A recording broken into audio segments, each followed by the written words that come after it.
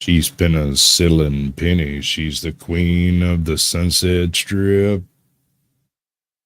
Well, if she ever gives you any, you better see your doctor real quick. I gotta bounce.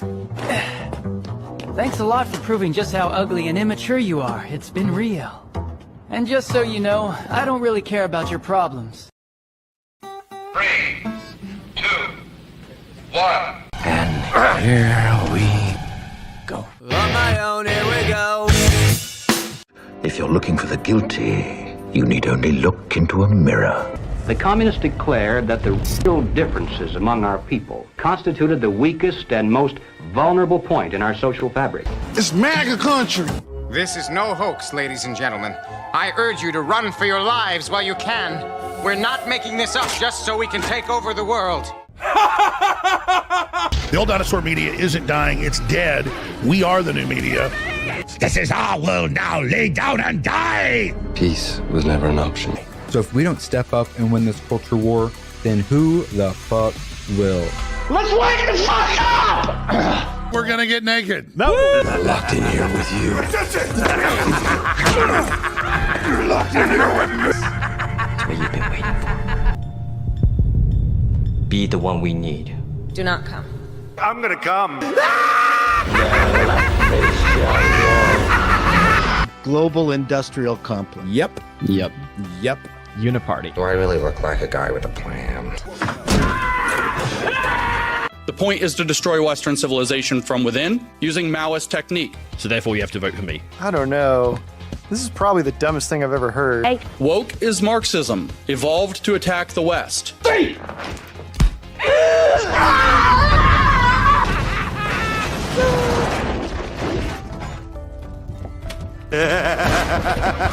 Stop giving up.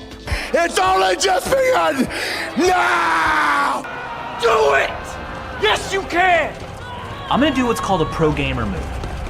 Just do it! Are people bitching about that? Some people. Of course they are. Oh, fucking A. All right, got it. Yeah, too fucking bad. All right. Yeah.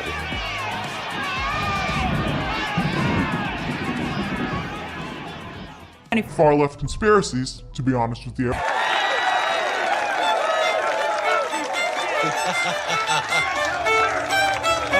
Ain't no single entity going to swoop in and save the day. You are going to be continuously let down if you place all of your hope into one individual. Instead, look inside and look around. We're doing this together. We all are fighting for the same thing, and we all see the same problem. It's time to stop being an NPC, get off your ass, and join the meme war. Shame! Shame! No, I don't like you. Shame! If we were in the wild, I would attack you. I'm sick of it, man. I'm fucking sick of it. I will not do it again. Thank you. I wonder how many people feel exactly the same way. Yeah. Be the beating drum at the head of the growing creative cavalry charge. Be vocal and profound in your passion for projects you enjoy. No more excuses. I've seen it. I can't even compute all of it. It's so fantastical. You've not seen nothing. You ain't heard nothing. You ain't smelled nothing like this. I don't have words to tell you. A new world order. We are in the beginning of a mass extinction. Some of you may die, but it's a sacrifice I am willing to make. Hey, wait a minute. You control population, you destroy the family, and then you you sow division. You don't need a destination when you're running on an omnidirectional treadmill. Are we ready for a new world order? You'll never defeat the human spirit. You'll never defeat God. You'll never win. Pray that he is watching. Against all the evil that hell can conjure, all the wickedness that mankind can produce, one will send unto them only you. On my own, here we go. Fuck this shit, I'm out. Alright then. I don't know what the fuck just happened, but I don't really care. I'ma get the fuck up out of here. Fuck this shit, I'm out.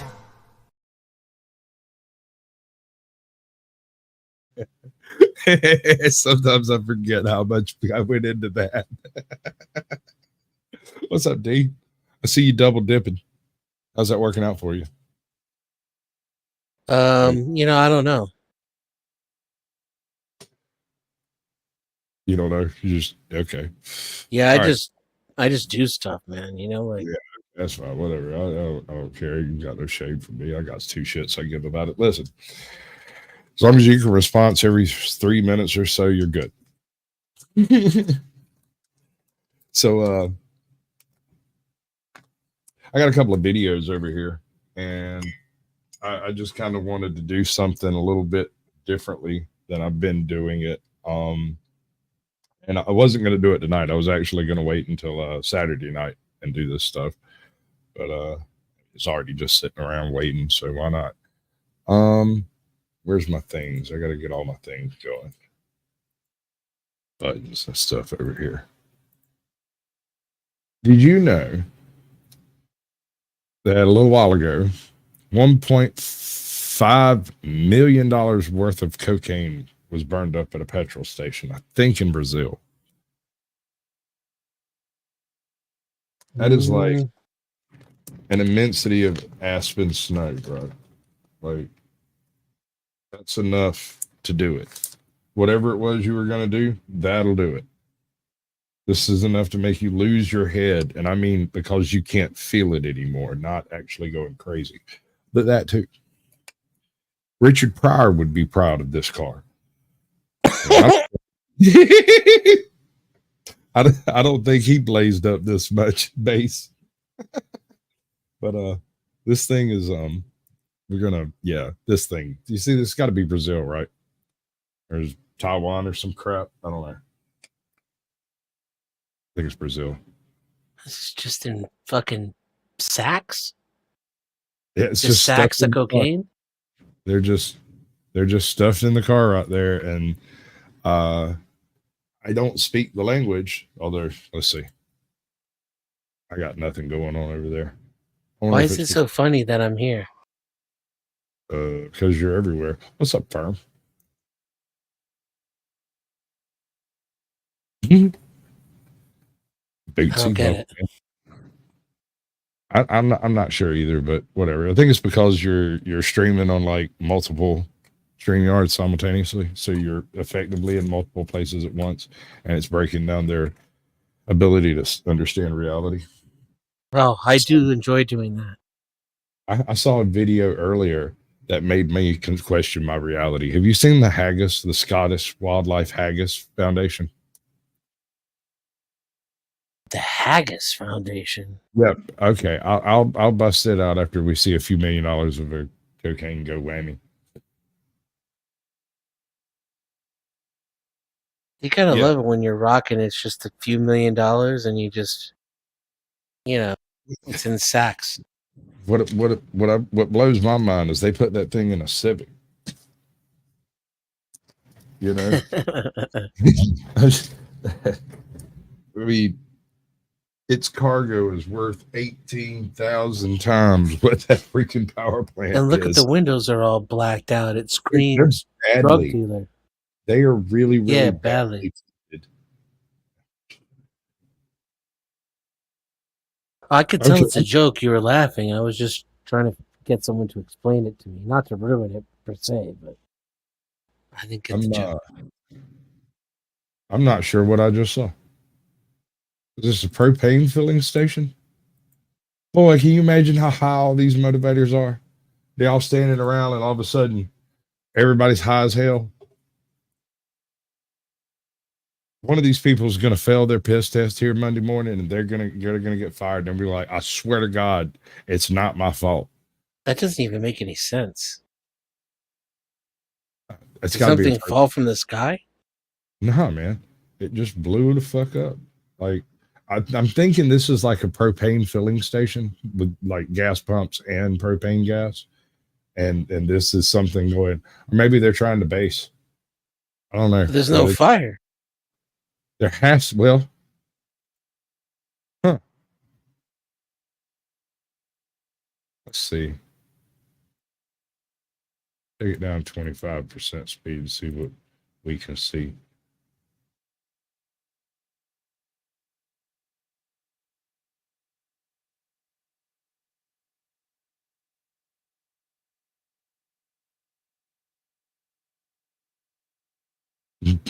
No, it blew out. And yeah, there's something in that car that shouldn't be there. You don't generally have that much dust blow out of a car.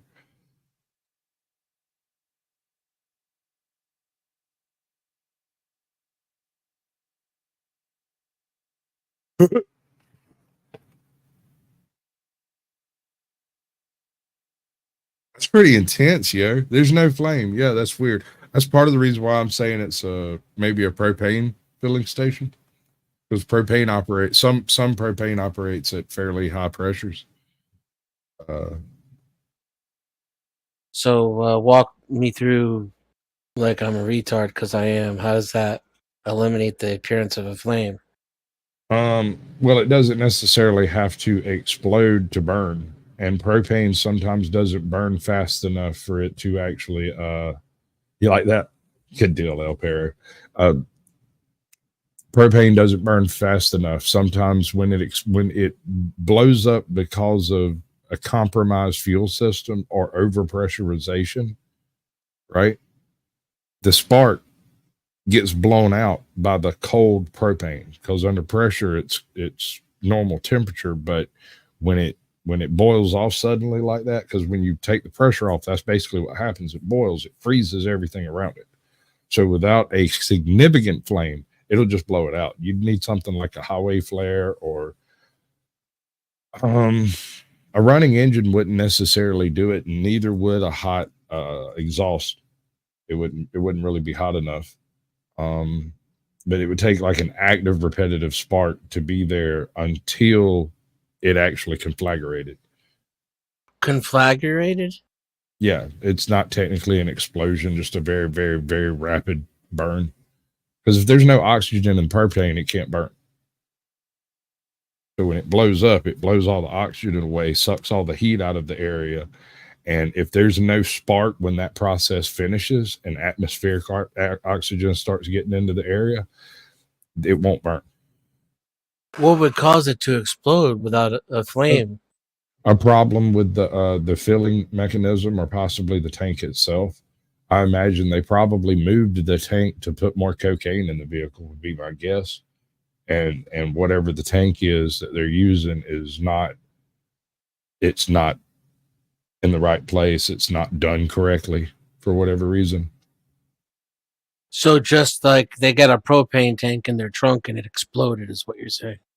It's possible. Could be in the trunk, could be in the spare tire well. They could have just like cut the line to, well, no, that wouldn't really explain it. For some reason, they removed some form of safety something. It's because when it gets overpressured, it's supposed to naturally off gas, right? Because of safety. I mean, because this happens. And so if you move a tank in a propane burning vehicle, that propane tank is under a lot of pressure. Promethean Healing, welcome back, bud. Good to see you. Burning vehicle. I see. Oh, that's what drives the vehicles, propane. Yeah, it's a yeah, I got you now. It doesn't really look like a regular gasoline. I was thinking propane filling station in the context of a middle class white boy and not some drug dealer from Colombia. Yeah, I was trying to get through that. I just didn't problem. Yeah, no, the vehicle itself runs on propane. Yeah, I have seen those, and that's what exploded. Right, it was a pressure explosion. A bunch of cocaine everywhere. That's what I was saying, dude. Like, that's what I mean. It's like these people didn't get hurt. No one was harmed. I'm pretty freaking sure in this, unless there's somebody happens to be inside that vehicle, and I don't see anybody inside of it at the beginning of the thing. So, like right now, everybody's sober, but now everybody's high as hell. You know, bunch of sober people, bunch of high people. Sober people, high people. And they didn't mean to. Like, what do you do? There's a couple $1 million of fucking Aspen sitting around. Man. What do you do? So, Zatoichi 444. I've seen you before, my brethren. All right. I'm going to pop you up here and we'll see how it goes. But listen, none of that weirdness. All right. All right. So we got overlay going on. How about some of this one? Yeet. What's up, bud? What's happening? Chilling like a villain, you know, cheating, robbing, rhyming, stealing. I can't seem to find my papers, and that's becoming a problem. What papers? Your identification papers? Yeah, I got to get my ID or they'll never let me through the checkpoint. What you Did got? you know that Trump built the wall to keep us in and not to keep the Mexicans out? That's a mind fuck. You see, here's the thing. Mexicans are perfectly willing to climb a ladder. Americans are not. So you tell me what the wall's for. It's to keep young white college kids from getting STDs in Tijuana. But they got a passport. They'll just go, dude. You can't stop that. It's to keep people from fleeing the jurisdiction of the United States during a national emergency. Oh, is that what it is? It's just like them old cattle cars. Anybody remember the cattle cars? Oh, yeah. Well, if they want to keep me in this country, that's fine because I'm ready to die. So that's not good. Flo needs the link. Oh, my bad. I never did drop the link. I'm sorry, y'all. FlowState. He's over in. I had to have dropped the link. I had to have dropped the link. You did drop it. Someone dropped it. I put it in my. Zato was watching my stream. I don't have a wrench. What? Can you blame me, bro? No, I don't blame you. It ain't nothing personal. So I'm a million times more trustworthy than some of the people you've wrenched up, but you know. Oh, sure. This isn't my first time. What's happening? What up? Chilling like a villain, cheating, robbing, rhyming, stealing. So does this mean that I have a genre named after me now? I guess so. I was kind of put on the spot to come up with a title really quick. And I was like, well, we'll just throw a mostly open panel up and we'll see where it goes from there and see how it works and whether or not it shakes a dingle at you. We'll see. Good. I wasn't baiting you. I thought about it after. I don't think you're baiting me. I think that I just graduated though. I think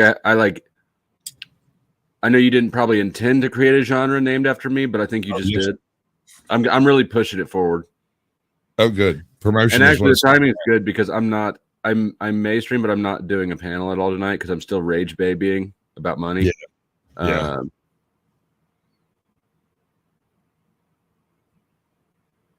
It's up to you, bro. Link, don't jump in, jump out. It's your, you know how I am. You know how I roll. Mm-hmm. It's your chick, and I'm just holding the feathers. You do what you do, boo boo. That's some southern shit right there. I don't even know what that. I don't even understand that.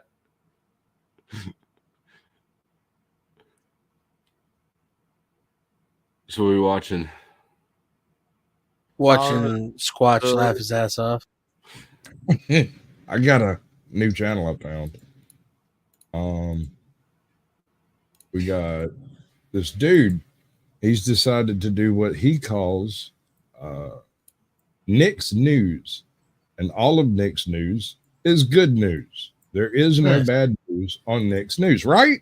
Tell me that's not a cool freaking go. So this is Nick. Cool, yeah, I like it. That's a cool concept. Yeah, this is Nick. Nick reads the news. Nick has 24 subscribers, and he's been doing this for a little while, and he's reading the news. That's all it is. But it's only good news. And I really like the concept. I like that. That's why he only has 24 subscribers. Yeah. When I shared the channel, I was like, this guy only does good news. That's a bold strategy. Let's see how it plays out. Sorry But, to have disappointed you, Nick. Signed, the human race. His mic is a little low. It is. I'm fiddling. Or he might be leaned away from it. Who, me? Mic check, Zoichi. Oh, I can't even hear him. I didn't say anything. Oh, that wasn't you? Weird. Must have been. All right. Can you guys hear me or? I hear you. Cool. Unfortunately. I know. Oh, no. I think I wrote. It's a good hazy. Go. 100% of toxic forever chemicals break down overnight in new reaction.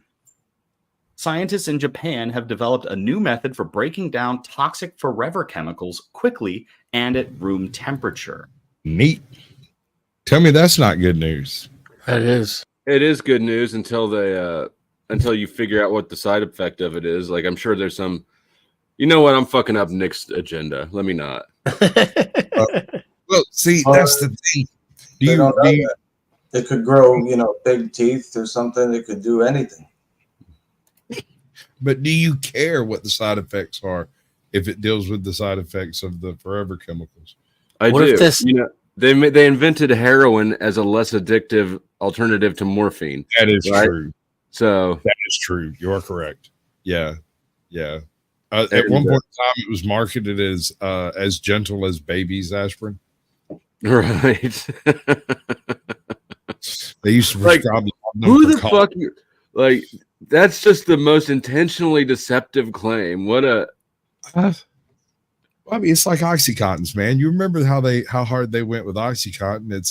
It's a less addictive alternative to your average pill. You take one a day instead of having to keep up with your titration levels. It does it automatically. And they promoted antidepressants as not addictive, even though it is explicitly and only through addiction that those things work. It's just not euphoric, is what they meant. You're not going to enjoy yourself, but you are going to be addicted. Yeah, you're gonna have to deal with the downfall of all that. How much do you know about like forever chemicals, forever materials? Just surface level. Okay. So the way this kind of goes is, and it's not verified science. It's really necessary to point out that this science is so cutting edge that the people doing the predictions are making predictions not based off of actual observation, but based off of predictive algorithms based off of that actual algorithm. You know what I'm saying? So there is a at least one step of disconnect between reality and the numbers here. But that being said, hypothetically, these forever chemicals are just in the water supply from now to the end of time because they don't break down due to natural processes. There are no lithium compounds floating around in the water or whatever for it to react to break down, and so they're just stuck there. There's a couple of them. One of them is the black stuff Teflon's made of. That stuff is the no-stick skillet stuff. Yeah, the non-stick stuff. I mean, that breaks down when it flakes off in your macaroni and cheese, right?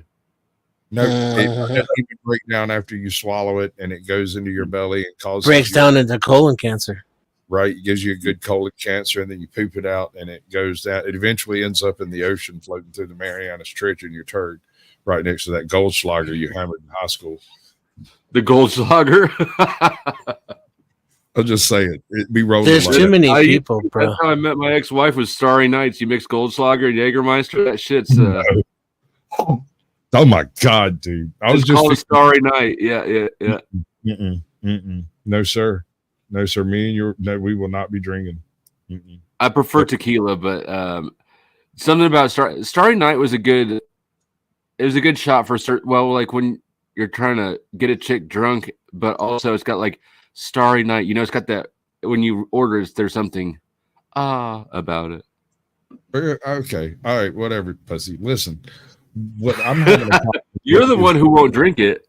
Yeah, no, you're right. I'm not going through the Jägermeister is a no. I can't do it, dude. Jaeger's better than Rumpelmints. Can you do Rumpelmints? Maybe. I haven't tried Rumpelmints. Oh God. If I have, I'm not. Are you sure it's worse than Jaeger? Oh yeah, for sure it's worse than Jaeger. Is it like licorice? I haven't tried it either. What was in it? There's a shot called a Dead Nazi, and it was Rumpelman and vodka and Jaeger, and it's just the worst. Why can't you people just drink rum like sane, civilized men? No, and wait till I tell you what a paint can is. Go ahead. Well, you can buy unused paint cans from like Home Depot and shit. Where you pack it full of ice, and then you put in 2 cans of those frozen lemonade concentrate, and then you put in a bottle of vodka and a bottle of tequila and a bottle of clear rum, and it can hold and then you shake it up, and then you just so that it mixes, and then you just pass it around in a circle and drink it till it's gone. White people. Yeah, no, right? I think fuck your whole day up. You ever heard of a toxic waste dump? No. All right, this came into existence as it's kind of like a depth charge with a kick. It's the other way around. So you take enough 7-Up to cover a shot glass in the bottom of the drink, and then you add a shot of vodka, a shot of tequila, a shot of gin, and a shot of rum. So we're talking 3-4 shots in here. Shot of triple sec if you got it. And you do that real gentle down the side so that it kind of sits on the surface. If at all possible, it'll still be bubbling. And the liquors are mixed, but the 7-Up is sugary and heavy, and it won't mix. And then you pour a shot of fucking Everclear and drop it in the bottom. When it hits the bottom, you shoot it. No. By the time it gets just no. By the time what? By the time you get the you get the shot glass turned upside down, you swallow down. You're the top. blind. Yeah, no, it's very it's called a toxic waste though. It pretty much strips the lining of your fucking stomach off. What's up, Adam? Yeah, no, I would think that that's a good way to lose your sight. We had a few Everclear nights in high school, and it was bad enough that by the time college came around, I was like not really interested in drinking Everclear. I don't think I've had Everclear once since it's been legal for me to drink. Have you ever hallucinated from drinking? No. I had this one night where we started drinking mezcal, and the guy mezcal. I know what that is. Right? Yeah. He leaves, and the only thing left to drink is Long Island iced tea without the mix. So it's just the mix of the liquors. And Coke, right? Or Pepsi, right? Do you have Coke? Grape juice or something. I can't remember. Grape juice? Something heinous. Bro, what the fuck? Like Greek beer or cream soda or some shit. I can't remember what it was. It was bad. It was not good. So I ended up just drinking it straight, right? So me and homie drinks it straight. At some point in time, we got to go home. And I get about halfway home, and I start just freaking nutting up about where we're going, what's going on, why those people. It's just me and my wife, but there were these people in the back seat, and they kept changing. And about halfway through all of this, I got real silent all of a sudden, and my wife looks at me and goes, "What's up?" And I'm like, "Al Pacino sitting in the back seat. He wants my soul." And I learned all of this like later. Like I hear this story like secondhand. I have no memory of any of this. Really weirded her fuck out because at some point in time I had to barf. So she pulled over and let me barf. And it happened to be in like my cousin's yard. So I went and knocked on the door. I was like, "Hi, how you doing? We're going home now." And she's like, "Do you know those people?" I was like, "Yeah." But she didn't believe me until like years later when at some random birthday party he shows up and I'm like, "You remember that night when we got all messed up and I knocked on the door? It's his house." We're at like the family function. She's like, "Oh, thank God." I said, "I'm not insane. I'm just crazy." No, I've never hallucinated for that. I did. I had the only time I've ever had a seizure though was when I was mixing alcohol with shrooms. Oh, that yeah. The thing about that is, and a lot of people don't think about this, shrooms basically strips your serotonin in your brain like every 30 seconds or so. It's all the receptors are made fresh, and you get a new hit of serotonin and made fresh, and hit a new hit, serotonin, right? So you end up having a waking dream, and that's you tripping, basically. When you add alcohol to that equation, it supercharges that process. The serotonin doesn't even get processed out before it's scraped off and put back, and that's your seizure. So that's Okay, very dumbed down, very, very dumbed down, but you get what I'm saying. Yeah. Huh. That's interesting. I try sometimes. Where's the thing? All right. More good news.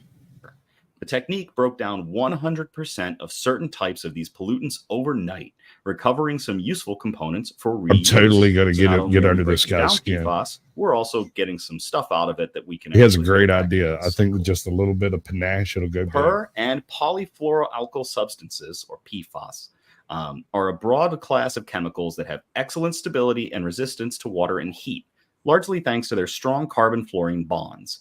This makes researchers at the University of let me find what it was, which one it is again. The University of Ritsumeikan in Japan, and to Cassidy for sending in that article. Cheers. Oh, he doesn't tell us what he's drinking. That's sad. Sad face. Next story, bud. Let's go. You got dead air happening. This next one was sent in by a newsie who has not sent in too many articles, but I am so appreciative of it. My friend Mike. Yeah, he's got Mike an email sent in tree. better that he seeing uses. for solar. He has a bunch of people that send him articles, right? And he tools through it all to try to find good things that have happened in the world instead of all of the terrible stuff. And to me, I kind of dig it, man. I really kind of dig it too, bro. We're not macking the juice crew over here. It's not happening. Change your name.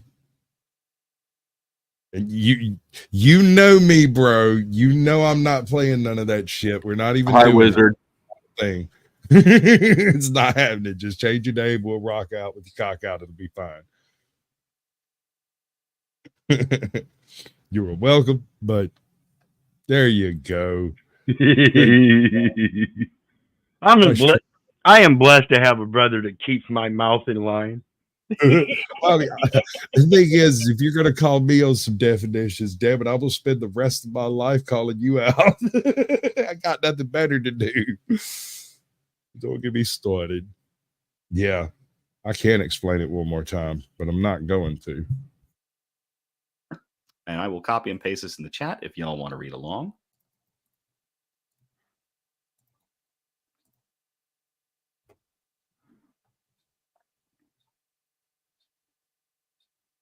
He's just got to work on his deliveries a little bit. Solar panels, reforming future energy supply. Oh, that's cool. How do we like that one? That's a neat idea. I mean, I'm just not sure about solar panels in general.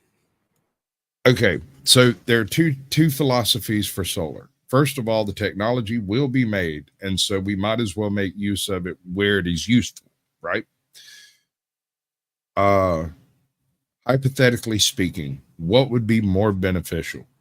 Shade in the desert or electricity? I don't know why these are the two options you're giving me. Because they're the same solution. And to what end? There are 1.5 billion parking spaces in Reno and Las Vegas, just those two cities. And if you were to and I'm not a big fan of government overreaching this, but it is a conceptual thing, not a reality thing. I'm not sure how you'd go about doing this in the real world, but the idea stands, right? If you roofed those areas, you would reduce the temperature of Phoenix by like 2 degrees in its hottest days, because a large portion of it gets reflected back to the atmosphere. And you would increase the amount of water retention in the ground by a few percent inside of the urban area where most of the parking spaces are. Now, all of it's designed to shed water away. And so you basically end up with a secondary water system sitting above your parking spaces that were already extant and unusable territory.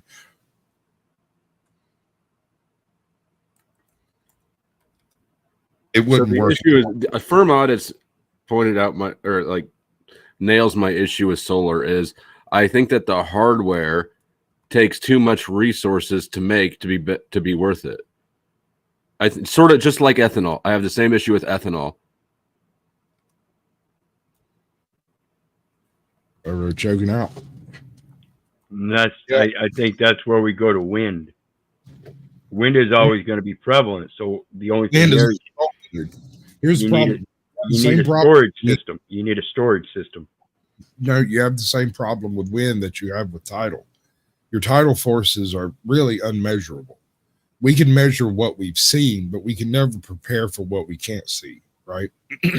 So when you build these systems, you have to build in failure points in the system that are planned so that when something goes wrong and you have to repair some shit, you can just manually break the failure point upstream, so to speak, right? Now, we did a lot of work back in the 20s and 30s with low head and high head dams all over the Southwest. That's why Las Vegas exists. Lake Mead. I like how you said we. I mean, who? It wasn't the Native Americans, and it damn sure wasn't the South Americans. It wasn't more than a Chinese, though. Well, I don't think you were that old, though. You could be. But yeah, no, you're not wrong. Actually, wind was a disaster of inefficiency. Wind's terrible. It's not just inefficient; it also breaks down so fast that replacing the components are almost impossible in some cases. I live in Kansas. Actually, I lived out in closer to the Kansas-Oklahoma border when they were putting up all those windmills. You would see these massive blades going down the highway, so big that they couldn't even fucking turn these trailers in town. It was wild. Yeah, and I'm not. And that's just one blade for one windmill that is going to fall apart in a little bit. And you're talking about massive scale, and I'm talking, I guess, more localized. You know, if you've got your own little, say, plantation or a little property or something, you can have a small windmill there that would also help do a pump for a local stream that's going. That's what I was fixing to say. If you're something going like that, through the trouble of building a legitimate windmill capable of delivering some level of actual horsepower, and you're given a choice between making electricity and pumping water, and you choose to make electricity, you better have pumping water already in place, because pumping water, when you're on a homestead, is the solid gold of homesteading. And then you might as well use it for hydroelectric because you're already using it. You might as well convert your windmill into a water mill. Well, I mean, the thing is the mechanisms by which we generate horsepower through a wind has been around for 200-300 years. The mechanisms by which we generate electricity on spot with wind are all very new, and everybody likes having brand new stuff in their thing. One of my favorites I saw, and there's a guy in Kentucky. He bought a grist mill, and the water wheel on it's like 15 feet in diameter or something. It's like huge. It's ginormous. Instead of trying to build a dynamo to gear off of the shaft like you would for building a pump or whatever, he took neodymium magnets and put them around the edge of the wheel so that the speed of that outside edge is what generates. It's more like a stator than a generator, but it still generates an alternating current at 110 volts. So it's not only useful, it's useful for storage and batteries and all kinds of other stuff locally. Now, on the flip side, the crazy crap he had to do to that water wheel to make that shit work was not something undertaken by someone who's not that type of carpenter, right? Like, it's serious. I don't know nothing about electricity. I try to go work on a windmill. It's going to burn. Yeah, I've watched the guy you're talking about, and he does a lot of it. And he's been doing it his whole life. He's an old man. He's been doing it a long time. He knows every in and out. Yeah, but Denizen has a point there. And once you have flowing water on a property, there's a lot that can be done to limit the amount of actual electricity needed to do certain things. There's something called a ram pump that is virtually unheard of in the West. Almost no one uses them out here. But if you've got a 4-foot drop of water, you can pump water 70 foot up. Mm-hmm. Period. End of story. As long as you have enough flow. And you can create that 4-foot drop. And you can just drag in some freaking rocks or bricks or paving stones, what the fuck ever you got laying around to make that 4-foot drop. And and you got water uphill. And if whether you're in the desert or you're like in a place I am where here, if you poke your finger in a hole, you're liable to create a new well. It may just liquefy. Not even joking. This place is almost floating. There's so much water in the ground over here. It's absurd. We can't build in some places because it's partially flooded part of the year. But you take the same concept here, you just reverse the idea. Instead of pumping uphill, you pump downhill. And you can utilize a lot of siphons in that process.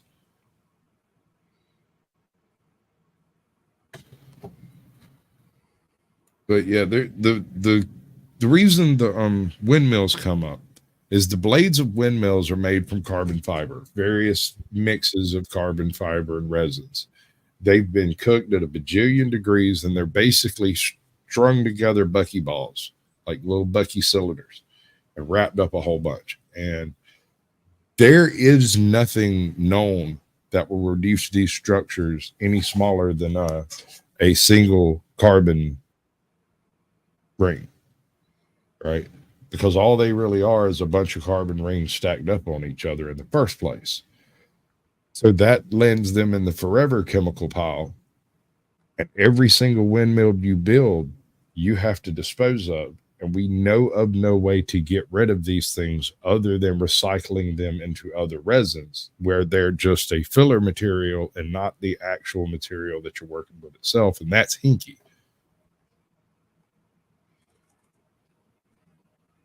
Yeah, they're huge fiberglass blades. Well, the fiberglass ones only go so far. They've got a bunch of fiberglass in the core. On the tips, though, that's all carbon fiber. Yeah, and all those new resins to hold it all together because of its weight. What you are seeing now is body cam footage recorded by detectives. Oh, we got some body cam footage. You like body cam footage, right? We do. Let's see, where's it at? Gets my nipples hard. Oh, good, because I couldn't possibly. This also got some interrogation footage in it too. So last night I did a show with AJOT where we covered this one particular chick, and it was how much of a terrible liar she was after she murdered her husband and hid the body for like 2 weeks and then disposed of the body. All of this successfully, right? Meanwhile, she could have gotten away with that murder if as soon as that guy fell down the stairs, regardless of why or how, she had grabbed her kid and went for an ice cream and then come back and be like, oh no, my husband is dead. And she would have been off scot-free. They took one look at it, went, damn, he tripped, fell down the stairs while you was gone. Ain't that a bitch? Too bad. And you know it, and I know it, and there it is. But instead, she had to hide the body, dismember the body, transport the body, apparently entirely with her kid with her, which tells you what a bitch she is, because nobody will babysit for that woman. Right? Anyway, so this is Jim is a horrible liar. And this is kind of the yin to her yang, as it were. This is from Stay Awake Podcast. They do all kinds of crime psychology, true crime. Sometimes they'll look at really old cases that haven't been looked at in a while, like cold cases. That's pretty neat. I kind of like the narrator sometimes, although it gets annoying occasionally. You know how it is. What you are seeing now is body cam footage recorded by Detective Jay Yergis as he performs a follow-up investigation alongside Detective Roman Ehrenstein. The house they are approaching belongs to a man who is the primary suspect in his wife's disappearance. Me too. Thanks, Joe. What's all my secrets? I'm tired of worrying. I wish you guys would find her. Somewhere, somehow, I wish you'd find her. Deceased or alive? Do you believe this man is innocent? No. Not at all. Absolutely not. I don't know one way or the other, but I don't believe it. So you don't believe what he says, that he doesn't know where she's at? Okay. Say again? You don't believe that he doesn't know where she's at? Play it again.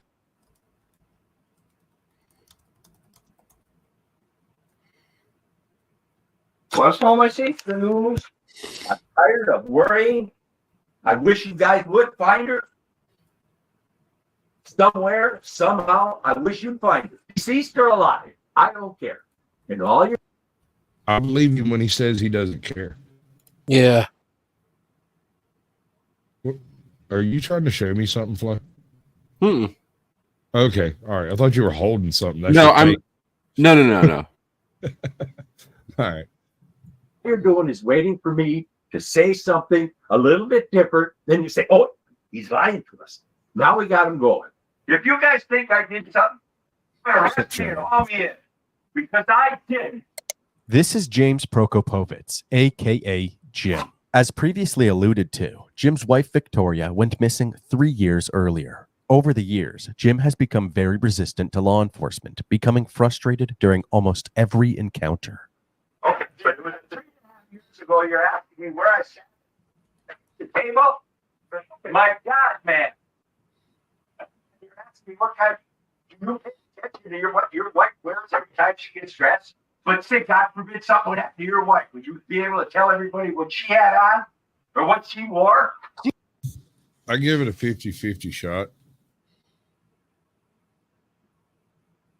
I mean, chances are I've recently taken it off of her, so yeah. I see no reason to disbelieve anything he said, except can you back it up to like the second to last time you paused it? Right before this part. Yeah, right, like literally a second before this is the last thing he says. Right here. When he says, I did not. I feel like he did something, but that's why that doesn't ring as true as everything else he said. Because you guys think I did something, and he seems very self-righteous, like he believes himself. And then when he says, I did not, he seems like he believes himself less than the other times he asserted something. Right. What's up, boss bitch? Boss bitch. We got a participation trophy for boss bitch out on the floor, people. She gets a participation trophy. You're Long welcome. time no see. You. Somewhere, somehow, I wish you'd find her. Deceased or alive, I don't care. And all you're doing is waiting for me to say something a little bit different. Then you say, oh, he's lying to us. Now we got him going. If you guys think I did something, arrest me and haul me in. Because I did.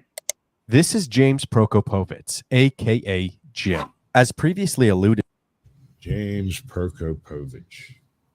James Prokopovich.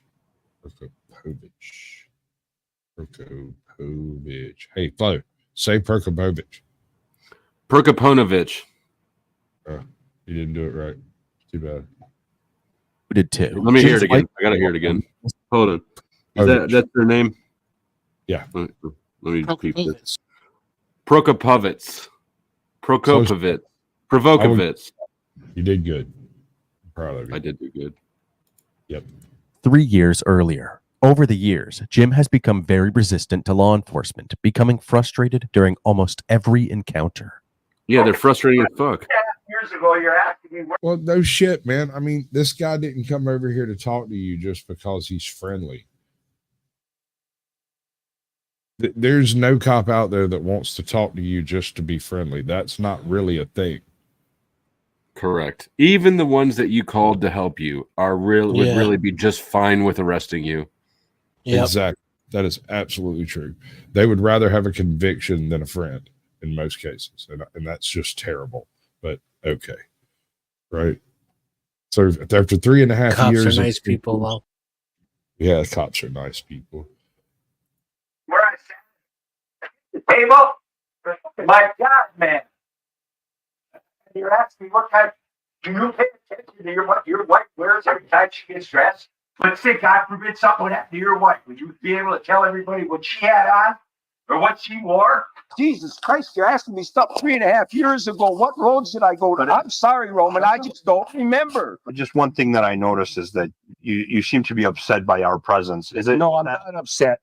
It's just Were you nervous? I would say, yeah, you are damn right I'm upset. Every time y'all show up, I have to remember all this crap all over again. And y'all going to come in here and ask me questions and make me remember everything all over again. And maybe I do, maybe I don't. Maybe I got everything wrong. Hell, maybe I murdered her. I couldn't tell you.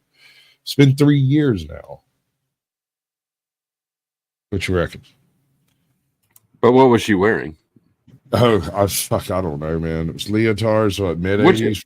You know what?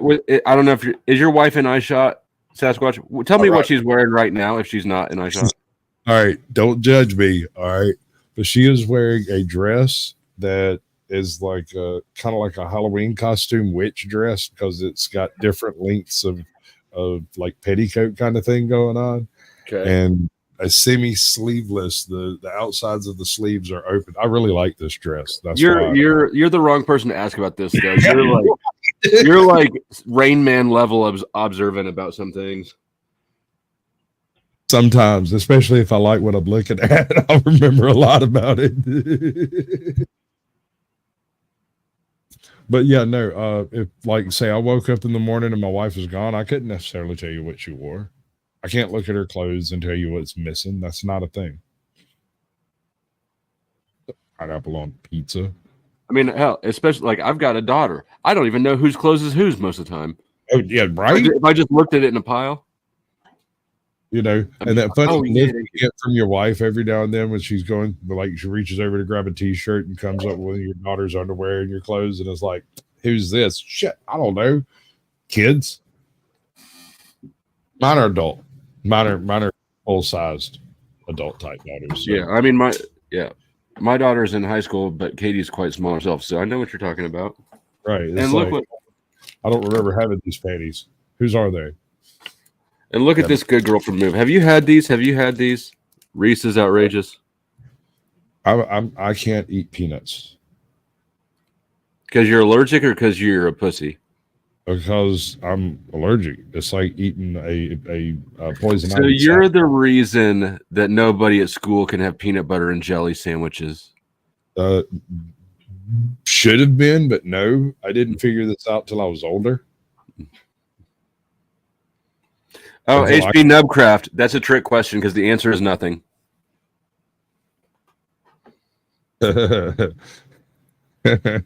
Yes, of course.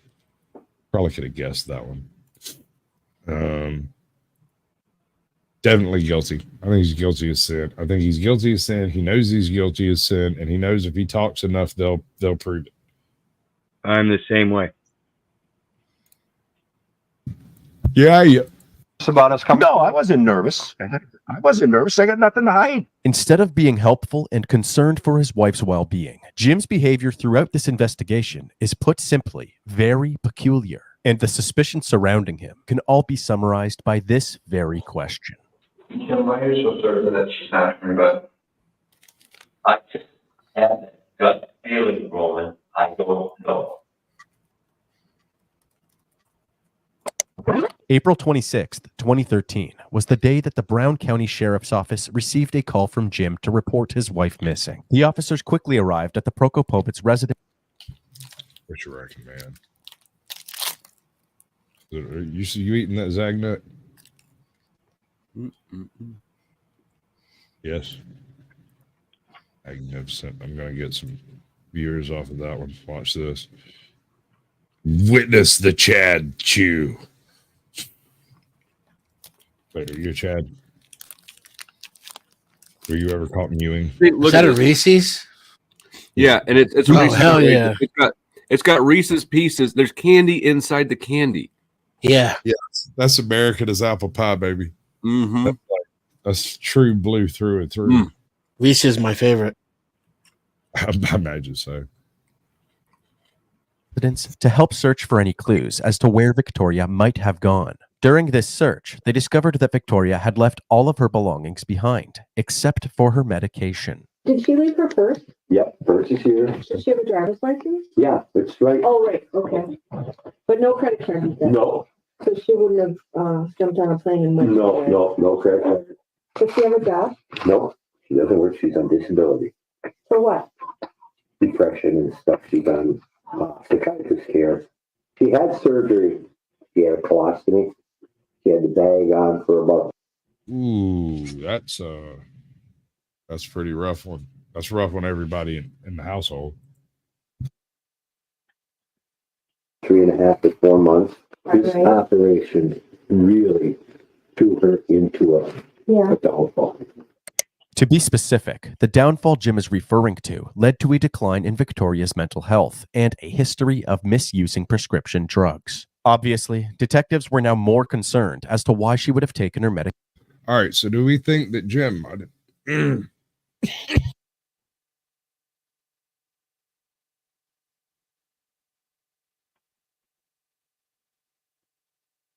What happened with her? According to Jim, he last saw Victoria in the kitchen at about 10 p.m. before going to bed. He then woke up at around 3:30 to 4 a.m., but Victoria was nowhere to be found. You got up at 4 o'clock in the About morning. 4 o'clock, 3:30, between 3:30 and 4. And your wife was not around at that Not time? at that time. I got up, started a pot of coffee, Mhm. and sometimes she's down in the basement or whatever. And I hollered for her, and I thought maybe she fell asleep now. And I went down, she wasn't there, went upstairs and looked. I looked all over through the house, couldn't find her. Mhm. After calling for her around the house, he got into his truck and continued to search. First thing I did, I jumped in the truck. Mhm. And I rode every road. I went up and down, because she does like to go for a walk. When he had no... As he suggested, she got hit. She got all jacked up on her pills and went for a wound. Thank you, my love. I guess y'all don't know what a wound is, do you? That's a wandering. I'm eating my heart attack. Good girl. Diabetes. No luck finding Victoria, he carried on with his day as usual, clocking in and out of work without speaking to anybody about his wife's disappearance. In fact, Jim had waited about 9 hours before reporting Victoria missing at 1 p.m. This begged the question, why didn't Jim report Victoria's disappearance right away? As touched on earlier in this video, it's freaking allergy season down here in Georgia all the time. You just never know what's going to trigger that trash. Oh, boy.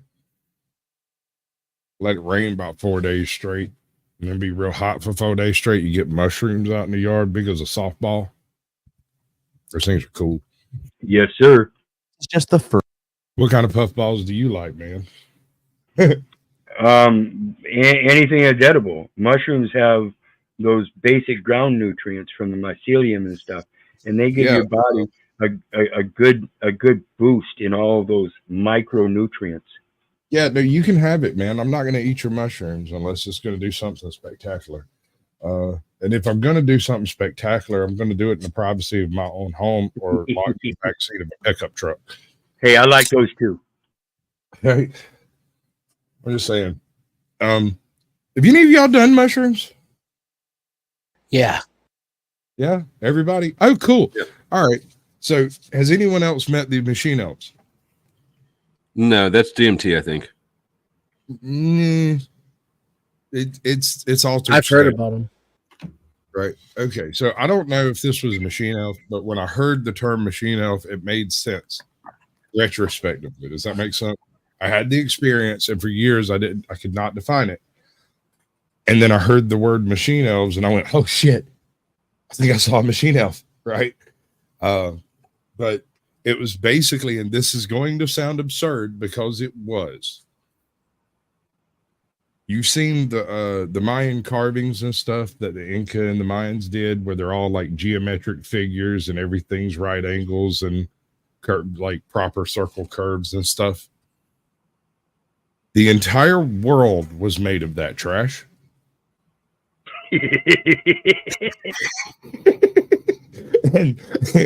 and not in the sky and not physically the sky, but something beyond the sky, but also directly attached to it, noticed me. And oh, the belfapel of its regard. It noticed me, noticed it, because I noticed it, and it noticed me, and I noticed that.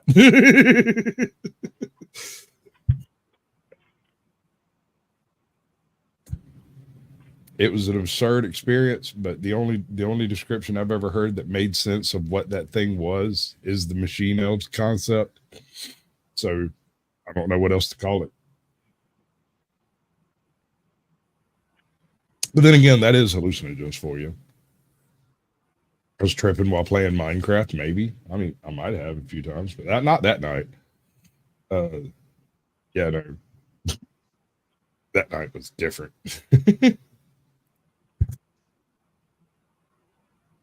First of many of Jim's actions that clearly raised concerns about his possible involvement. That said, we must mention that Jim was not the only person to have seen Victoria on the night of her disappearance. There was also another man who also lived in the same household. This is Wesley Edges, Jim and Victoria's adult son. When detectives reached out to Wesley, he explained that he was out with friends on the night of the disappearance and that he did not return home until about 3 a.m. He did have one memory that he felt was important to tell them. He recalled an argument between his parents that took place when they returned home from a doctor's appointment earlier that day. This argument was not aggressive and was about a tablecloth from the dollar store, but he still wondered if this had anything to do with his mother's disappearance. Wes was cleared after he was able to provide a strong alibi and allowed officers to search his cell phone data, confirming his whereabouts that evening. That brings us right back to Jim. Jim claimed that he and Victoria were together in the kitchen before going to bed around 10 p.m. that night. So, police decided to search around the property for clues about Victoria's whereabouts. They studied the soil surrounding the house, but were unable to locate any shoe. All right. Where'd he bury her? I've been kind of distracted by the vehicle I'm trying to sell, but I don't think that I've seen anything that makes me think that he's particularly guilty, right? This is the same dude the cops are harassing about what his wife wore. Yeah, I haven't seen anything that make me think he's guilty. All right. Canadian pig farmer. I mean, that's a sus occupation. It's sus. But yeah, always beware a pig farmer. Just be honest with those people. It's so much easier than being eaten by the pigs. It's sus that he went to work and he didn't reach out to anybody, and he didn't report her missing until later. But how long later? I wouldn't say beyond a reasonable doubt yet. I haven't seen any real proof. It was 1 p.m., so 4 a.m. she's missing. He waited 9 hours. He found out that she was missing at 4 a.m. What was he doing? Got up to go to work because she wasn't there. So he went. But she could have been missing the night before. So even longer. Could have been. Yeah. I mean, I think that if I woke up and Katie wasn't here, I don't think I would not go to the cops. I think that's a reasonable time frame. 8 hours. If he's at work, yeah. Okay, no, he's home. So I thought he woke up and went to work. Or was supposed He woke up, couldn't find her. So he searched the house, couldn't find her. Went driving around the neighborhood, couldn't find her. Like a lost dog. Then went to work without saying shit to anyone. Then reported her missing. So my thing is, that's more likely he made up that shit about looking for her at all, and he just got up, went to work, and then reported her missing. Or he was disposing of her body that whole time. Yeah, that's it would explain. He would be trying to explain why he was driving out where he went. But if I were a juror, would I vote guilty? Hell no. No evidence. No, not yet. They haven't shown anything. It's just suspicious. Right. Just suspicious so far. Correct. Suggesting that Victoria did not leave her home by foot. On that same note, there were also no impressions in the soil that were indicative of Jim searching for his wife. The Pittsfield community decided to put together a search party led by one of Victoria's daughters, Marcia Loritz, joined by a team of deputies, Interpol, TSA, and the United States Marshals Service. Together with a K-9 unit at their disposal, they searched the area around Kanesh Road where the family property was located, as well as up and down state lines. Victoria was nowhere in sight. We have no answers. We don't know how she left. We don't know where she is. We don't know. Now, if I'm an investigator, now I have reason to believe he's lying to me in his story. Now I'm on him. I got the scent. I'm not going to let go of this guy. All right. So, like FlowState said, I'm a little bit autistically attention to detail on some things. Tracks is one of those things that I look at when I first show up anywhere. I know you think I'm nuts, and I know you think I'm crazy. No, I know you're nuts. This is like I'm attentive enough to know a nuts person when I see one. And who's beside me? That's Para. That's a wizard. Oh yeah, right. So I think that 100% everybody on this panel is nuts. True. Accurate. I'm just saying, when the thing about me is I'm not an investigator. There's no reason for me to know this stuff. I just notice footprints everywhere I go because most of my life is done on pavement and stuff. But the first part of my life was done out in the swamp, which is another place where footprints are kind of rare. They don't last, you know? So when I see footprints, that's how to try to see if I can figure out what just happened here. I'm also not going to make any assumptions about his involvement in anything.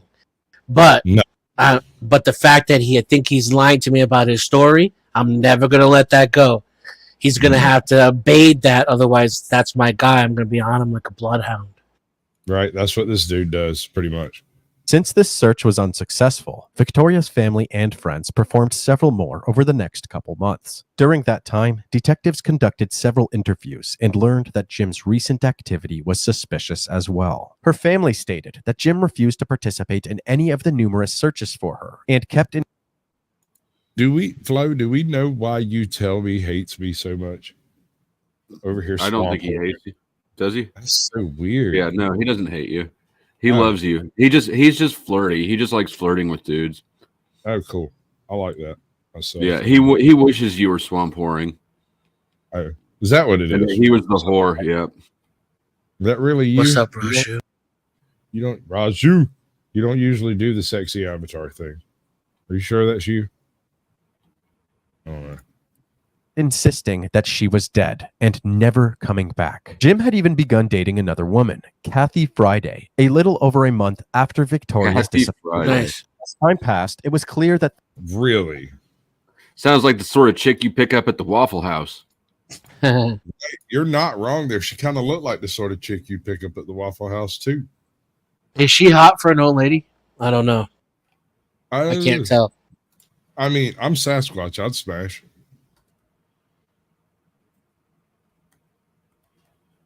Smash or pass, boys. I don't have enough info. I got to see what she's working with. Oh, no, I'm going to pass. Okay. She's too old for me. But I mean, I guess if I was older, like, I don't know. Probably, like, she's not bad for how old they are, but. If you put a little mustache on her, she looks kind of like Hitler. Would you go for it, Pero? Hilarious. See, Squatch, that was clever, not funny. What's Ava Braun look like? I don't even know what this chick looks like. Actually, Ava Braun was quite the type. She wasn't unbelievably beautiful, but the story goes she was very limber and receptive. I probably should. How would these rumors even get out? See, this is the sort of shit that, like, I don't even see how we would. Because on the surface, you think about it from a historical perspective, and how do you go about getting that freaking line of secrecy, right? Because the whole thing was secret. People, everyone, it used to be an in vogue kind of thing to keep a diary. And for the most part in your life, your people would honor the fact that diaries were secret, because anyone who was educated enough to keep a diary probably had fairly deep thoughts, hypothetically. So most of these quote unquote rumors and stories that come out are derived not from official communiques or anything like that, but from deceased members' diaries, personal correspondence, letters, stuff like this. Dirty Dog makes an exceptional point down there. It's situational depending on how long it's been. Because I can tell you this, if she had walked through jail, I would have pounced on it. Yeah, sure. Yeah, okay, I got you. I dig it. That makes sense. But then again, I'm Sasquatch. Smash. It was clear that things weren't adding up. The detectives were running into nothing but dead ends. And with the only new leads pointing in his direction, all eyes were on Jim. So, in July of 2013, just 3 months after Victoria went missing, the detectives asked Jim to take part in a formal interview. Why are you so certain that she's not talking about?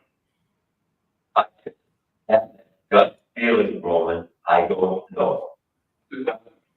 No, it's to run off. She would take some things with her. More things in my line of work. All right. Let's dance with the devil in the pale moonlight. Let's see. We're going to do this one this time. Bam. Hello, Kathy. You want to talk trash? Say it to my Sometimes. face. Sasquatch, you really want to hit this? Let's meet up, dude. Occasionally. I mean, I do get bored. Was that Kathy? This is Kathy. Yeah, this is Kathy. That's right. You got a problem with how I look? No fucking. A problem? No. I was actually I'll promoting throw down. I will throw down right now, right here. All right. Like Teenage Naked Twister or what? You sound like a lovely woman. I don't know what Squash is talking about. No, I'm totally smashed. Like I've been smashed from the very beginning. That's right, Delicious Dennison.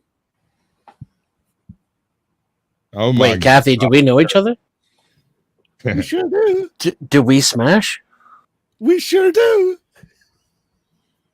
Is this fucking food toy? How's it going? What's up, brother? How did you see through my accent? How did you do Yeah, that? I heard the Irish in there. All right, you gonna be nice? Yeah, of course. I'm always nice, man. All right. Denizen, I'm holding you responsible. Yeah, right. Like that's gonna work. How's it going, Q Toy? How's it going? He took that screenshot and came up here right away. Right. That's why I didn't let him up quite immediately, because I knew that was what had just been on my screen. I was like, I don't like this at all. Oh, so do we think he's guilty or yet? Have we decided he's going to prison forever and ever and ever? Amen. I'm starting. I'm still. I mean, I think that he's going to be found guilty just because of the narrative of this video, but I don't know that I'm convinced that he's guilty of anything. Well, that is one thing as a caveat. I can't control the narrative that the video creators. Right. No, I'm just giving you my opinion and the reason for it. I'm not expecting you to manage that. Do my own editing, but that just seems like a whole lot of work.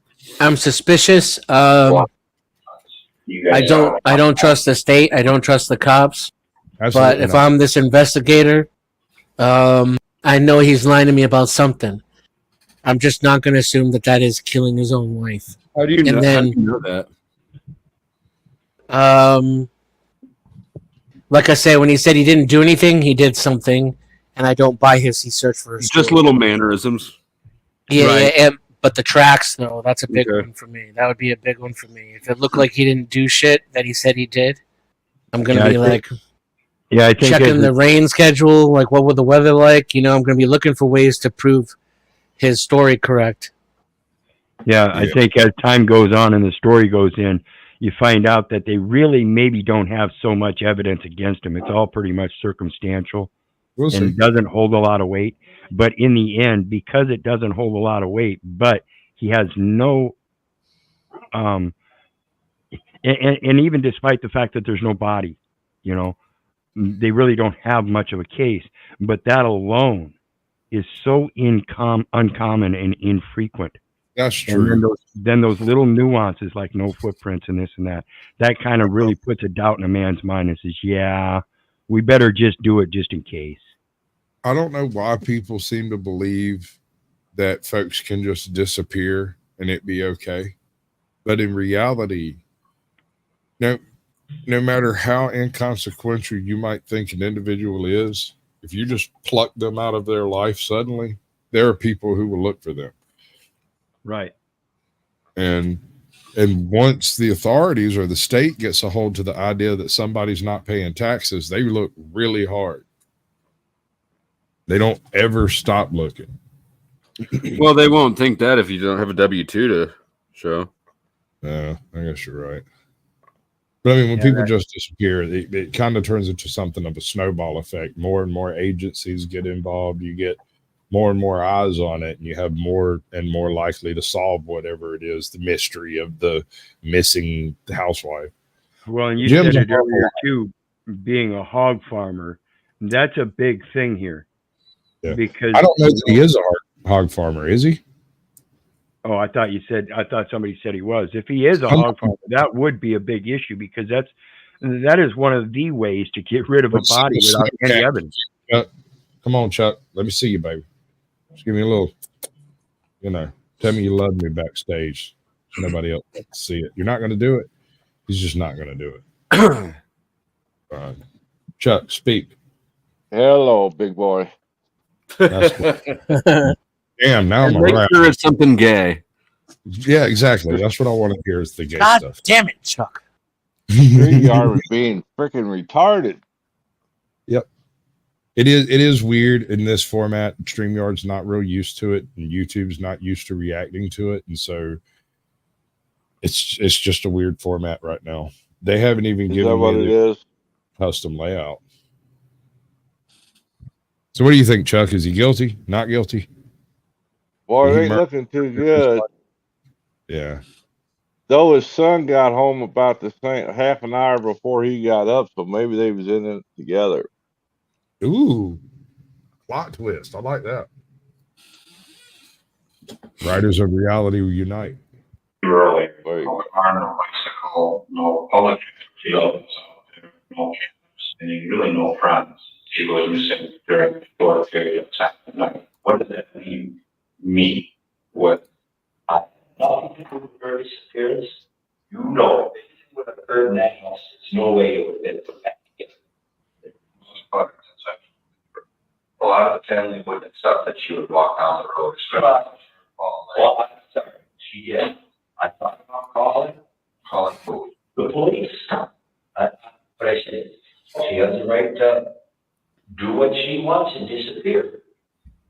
This was the straight. Yeet. A colostomy bag, a bum leg, and she can do what she wants. Oh, that sounds like and love she's to got the me. bag on now? That's what he said, wasn't it? She didn't have the bag when she went missing, did she? I don't think so. Oh, maybe I misread that earlier then. She had a colostomy bag for about 6 weeks, I believe, after she had her colonectomy thing. I'm not sure why you wouldn't continue to have the colostomy bag. Is there a reason why you wouldn't continue if you don't have a colon? Wouldn't you have to continue having a colostomy bag? No, you would. No, they give you the bag while you're doing some other stuff, Right. And then after it's over. And a colostomy bag isn't just for a colonoscopy. They use them for other things. Right. Okay. All right. I think they give them to you sometimes when they're going in there and rewiring your plumbing, Right. rerouting. And then after they're done, they hook you back up to the septic, Yeah, I guess. You're not wrong, man, but I think your analogy is fairly solid. Somewhat of an emergency that she wasn't around. Not an emergency. Guys, she's been gone before for 2, 3, 4 hours sometimes, and she come home again. If you would have lived with this day, I'm going for 20-something years. What I'm trying to tell you. Jim reinforced that he believed Victoria wandered off on her own as a result of her poor mental health. But the cops weren't buying, especially since Jim seemed unfazed about the entire situation. Even volunteers involved in the search party had mentioned to the police that Jim's behavior was unusual. Strangers like the search parties. And what they say is that it strikes them as odd. They watch you mowing your lawn while these complete strangers to you and Vicky take their time out of their day to search for your wife. I understand that. In my life, I get that, but there are very few ways to reduce the body to the point that it's no longer considered evidence, and you are more likely to create evidence in the process of trying to reduce the body than you are in simply allowing them to come and get the body in what appears to be in an accidentally dead state or naturally Right. dead I woke state. up. I found her like that. I don't know anything else. Yeah, I went and I woke up. I found her like that. I don't know anything else. Right. Every time a pig speaks, I woke up. I found her like that. I don't know anything else. See, he doesn't have a live pit, does he? But even that on is own is suspicious. Okay, Don't matter. You can take suspicious and cram it up your ass. Ain't gonna hold up in court. Just what can you prove? Yeah, it's true. It's what you can prove. Absolutely. I want to live my life. If people don't like it, they can move on. I'm not one to sit and dwell on a problem. How come you don't sleep? I don't know why I don't sleep. I don't know. How long has this been happening? Since he's been gone. Since it seemed like Jim was sticking to his story that Victoria mysteriously vanished in the middle of the night, detectives Forgotten decided to Whispers, you have a confront good him one. regarding his new relationship. But Jim told the police that Kathy was an old friend who he had recently reconnected with after not speaking for 30 years. I saw her 6 weeks ago. Basically, you're printer every weekend. Do you go there to see her? Yeah. If you got her accusing yourself, I want to know right now. So, because you don't believe the damn word coming out I of my know mouth. where she's at. Where'd he put her? At the girlfriend's house. Ooh, that's clever. I like that. You bury a dog halfway down. Uh-huh. Oh, that's it. I want to I swear to God, I have nothing to do with my wife's disappearance. After an extensive interview with Jim, detectives were positive that he had in fact killed his wife Victoria, but they still lacked one thing that is perhaps the most important of all. The body? So Jim was free to go. Following this Evidence. Yeah, any evidence. Oh, I don't know, man. I'm starting to come down on D's side on this. He might be innocent, and they just ramrodded him. Well, why can't they find the body if he's innocent? Dude, have you ever been involved in a search and rescue? Yep. No. All right. So when you're doing search and rescue, the way they did it here, they started the search at the house because that was the last known place where she was. And then they expanded the search from there. Completely fruitlessly because I believe somebody killed her. Now, whether or not it was a murder or she fell in a freaking hole or whatever, there's wells all over the freaking world that are covered, you know. It can happen, dude. You can walk just off the beaten trail and vanish like a fart in the wind. And Yeah, it but doesn't take extraordinary circumstances. Well, I don't think somebody's going to marry an old woman or murder an old woman with a colostomy bag. You know what I mean? What would be the point? Like, Well, apparently he did. yeah, he did. He's the one who had the motive.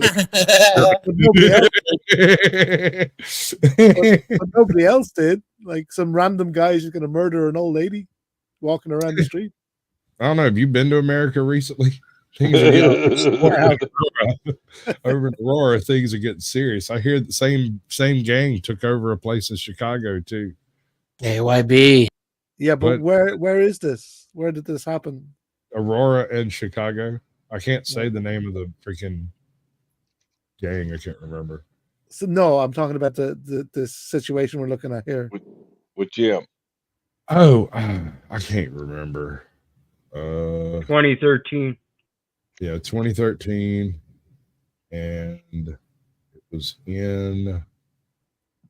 It's probably not a bad area. Like it's farm. Right, it's farming community. Not sure where. It doesn't say. But anyway. Interview, Victoria's whereabouts remained uncertain for several years. That's our big story at 10. A night of remembrance in honor of a Pittsfield woman. Her daughter is making these flyers. Oh, continues. is that Pittsfield, Illinois? I think so. I think it is Illinois. I think that's why I use Chicago as my. I remember this. That's not too far from where I used to live. I remember this story. And what's the area like? Like, is there like Sasha says, rural? Many? Is there like many wells or pits that people can Oh yeah, disappear in? yeah. There's wells. There's farms galore. Miles and miles of nothing but farm. More corn than sense. Yep. That's how I like my whamming. But but I'm That's asking, funny. is there a lot of places that somebody could be walking along and then just suddenly disappear Sure. out of existence? Neighbors are 4, 5, 6, 10 miles apart out there. I mean, in Florida, in the South, where there's alligators, I don't know how you disappear a body in Illinois. That's what I'm saying. Yeah. Covered well. See, the thing about a lot of this area is it was originally distributed during the land grab back during the turn of the century, right? During the Great Western Expansion, that whole Manifest Destiny thing. A lot of homesteads were given out during that period. And a lot of those homesteads were established, wells were dug, septic was done, cabins were built and then burned down, and people just walked away. And a well doesn't fill by itself. It covers over from the edges with the grass hangs in. It eventually weaves a mat of grass across the top. And you can be walking along and it's not uncommon for them to be 40-acre farms up there. Right, 40 acres of mule, exactly. But I'm saying, like, she's an elderly woman, right, with a bag. How far can she get? She doesn't have a colostomy bag, food toy. Oh, she doesn't? No. She may be old, but she's really fast. Yeah, she's got a peg leg though. So where did the peg leg? Where did the colostomy bag come in? Were you not talking about colostomy bag? Well, she had one. Okay. For a few months. Yeah, for a couple of months she had a colostomy bag, and she had been without it for about a year before she disappeared. I suspect that the drugs that they were giving her got him all hopped up, and he murdered her in a jealous fit of rage because of the drugs.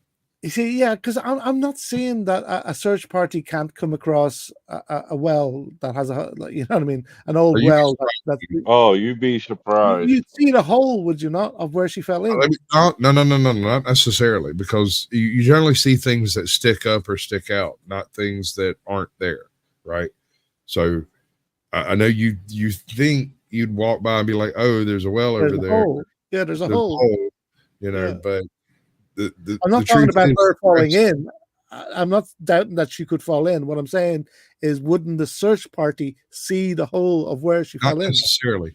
I'm aware that over there where you are, the grass is typically mowed short by sheep or something. Like, you don't have really tall grass. Out here, bro, the grass can get taller than you are, and you won't necessarily see the hole. I remember we did a search and rescue one time, and we didn't find the guy because he actually came out in a different place and called in, right? And he had flipped his canoe, and the canoe floated away, and he had spent a few hours trying to get his canoe back, and then decided, screw it, I'll walk out. And he kind of took a wrong turn. So he was like 8 hours walking instead of 2 hours walking. And so we ended up looking for him. We found his canoe. We found his ice chest. I found 2 of his beers. One had been half drank. The other was undrank. Was and still cold? At that no. This was maybe an hour before he called in. I hope you only had 1 beer that day, not 1.5. I don't know. I never did talk to him. For years. It's mind-boggling because you cannot shut your brain off. There's constant no answers. You are constantly wondering. Why don't buttons work? Yeah, Why don't I mashed the button. Constantly searching, and you just live in this state of not knowing. Did you ask me something? Searching. Even when you know it's probably not even going to happen, that you're going to. No, we're not interested in what you think. We just want your clout. Shut up and be pretty. Take my clout. And Jess, I dropped the link. You can sit here. You can just sit up here and bust up the sausage fest.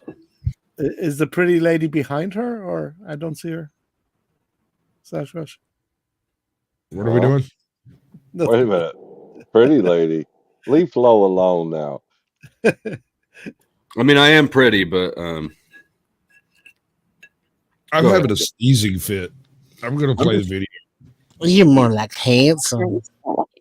And years of hoping that one day a family waiting desperately to be reunited with their mother would find closure. The sadness sets in, and then you start over the next day, and it's an everyday thing. In 2016, 3 years after Victoria went missing, her family's suspicions of Jim continued to grow. They employed a retired homicide detective named Larry Warwick to conduct a private investigation. The audio you are about to hear is a recorded conversation between Larry and Jim. I want you to... That is not good. That is not good, sir. This is almost identical to the case I covered last night. That's basically how they got her too, is Private Eye kept going over there and like showed up once a week to go back over all the details again. And finally one day he walked in and was like, look, I know you killed her. We just don't know how. We just want the body. She's like, I burned her, told her where the body was, went to prison.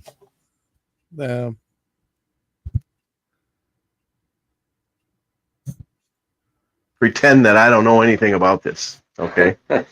You know what I mean? All right. Okay. So what do you think happened? I don't know. You remember having an argument with her in the truck on the way home? No. So, you know, the police are looking at you. Oh, I know they are. Yeah. I know they are. Did you do anything to Vicky? No, I didn't. How did he know that? Nothing. What was that? How would he know the police were looking at him? Oh, well, they must have a leak inside the department. No, they've interviewed him like 14 times or something. I know. I'm being sarcastic because he's in police. Like, yeah.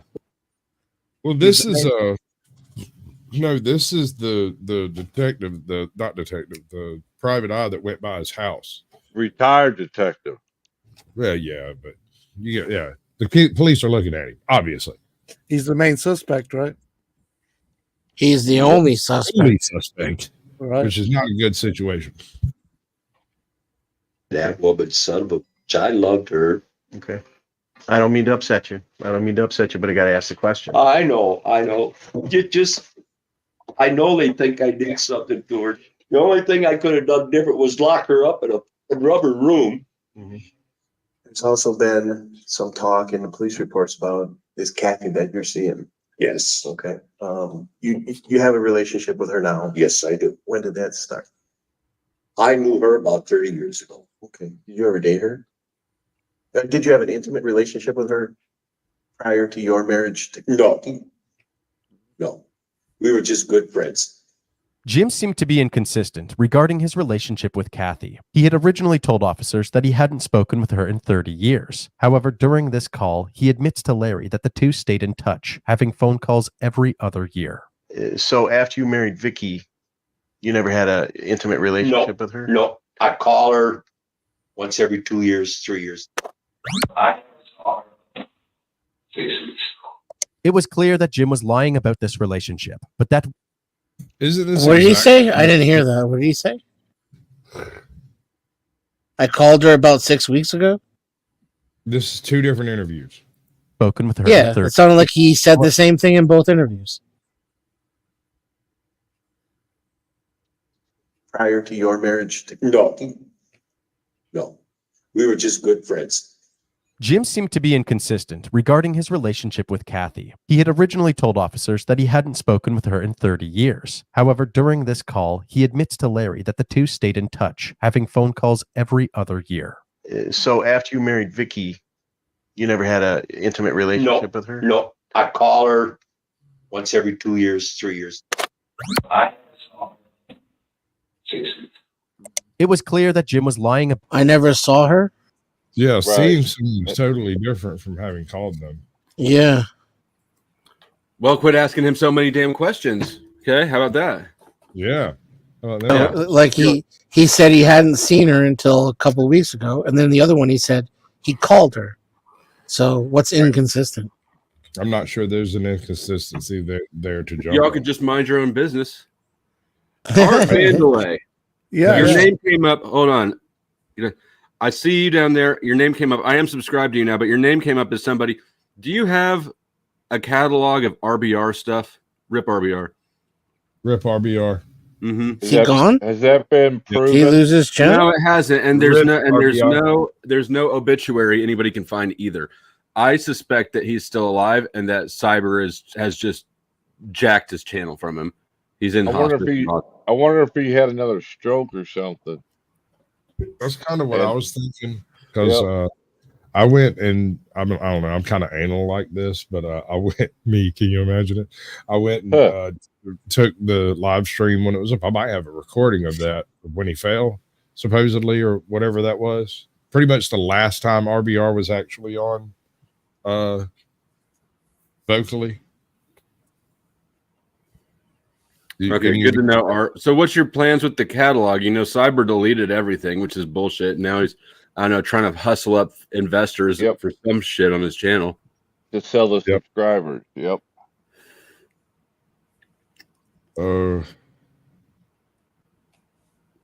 It is real. Apparently, yeah. I still think, like, I thought that, I mean, it's just weird that you would not be able to find an obituary, especially because I'm told that the name that he authored books under was his real name, not a stage name.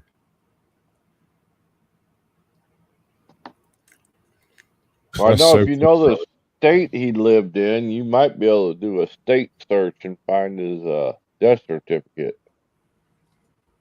It could take 6 to 8 weeks for that to get into the system. It take a while. It might take 6 months depending on where it happened and how involved the system is. So, but I trust Art over here. I don't have that tracks with everything I've seen actively happen. What is he saying?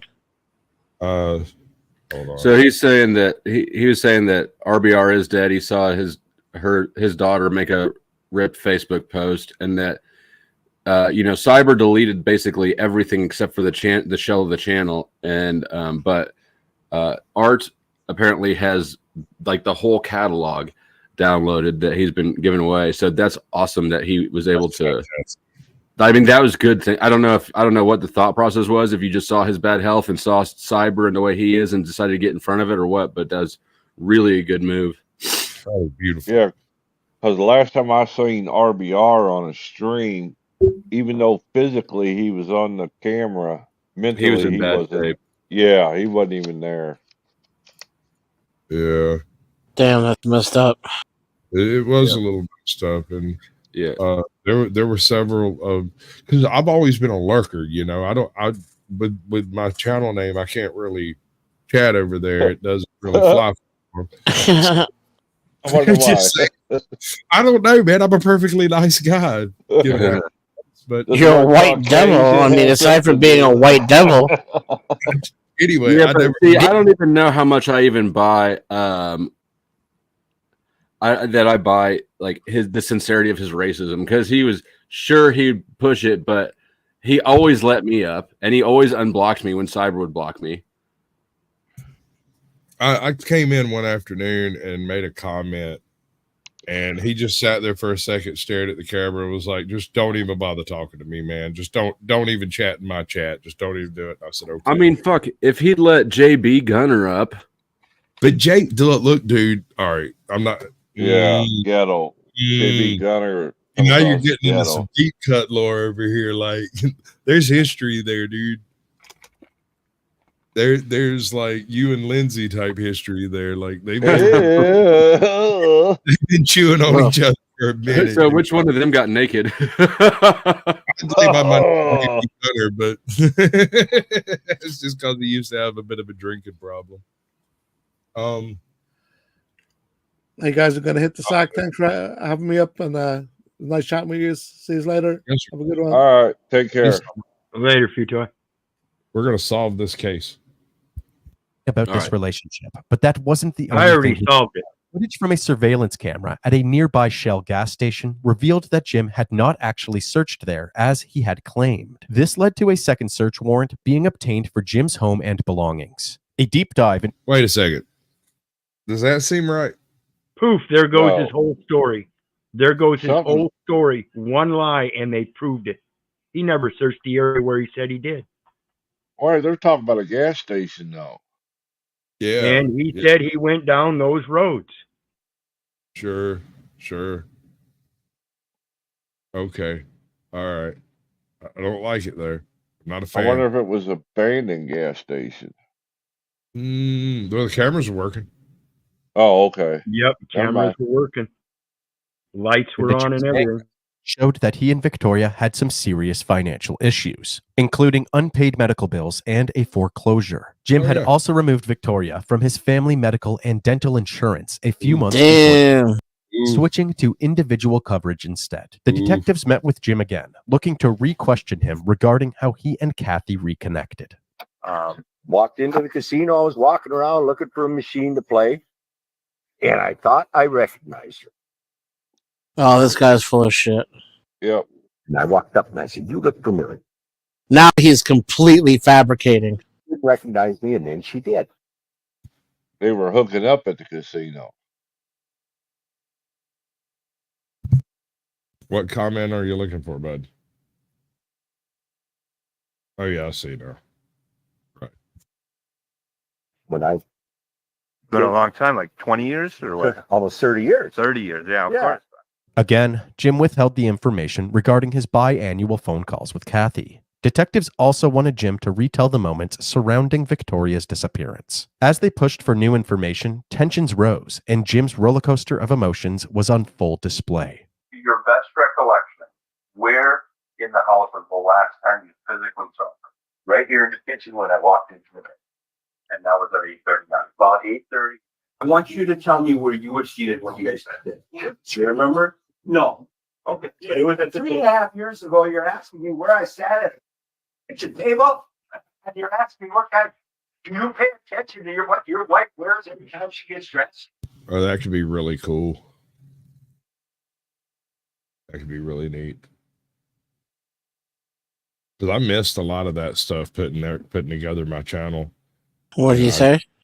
He says him and FlowState are conversating about getting a hold of some of RBR's stuff. I haven't there's probably a bunch that I missed, to be honest. Like I said, that's some deep cut lore from YouTube streets.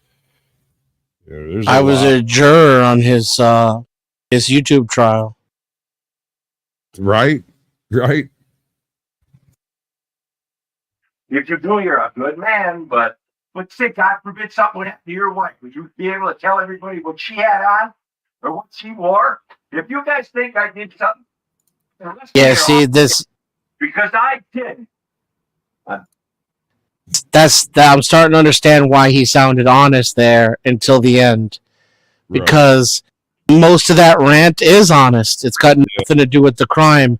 It's just his frustration with the cops' bullshit. And he's right. They are bullshitting. They think he did it, and he knows it. But remember, while we're speaking as one language, we have a body language. Notice how he looks down and to the right before he answers the question or says, "I didn't." And then when he says "I didn't," he looked and sounded like a liar even when I first met him back at the beginning of the stream. Right. You know?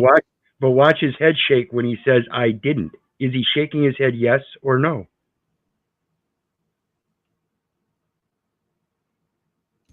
Citizen, speak.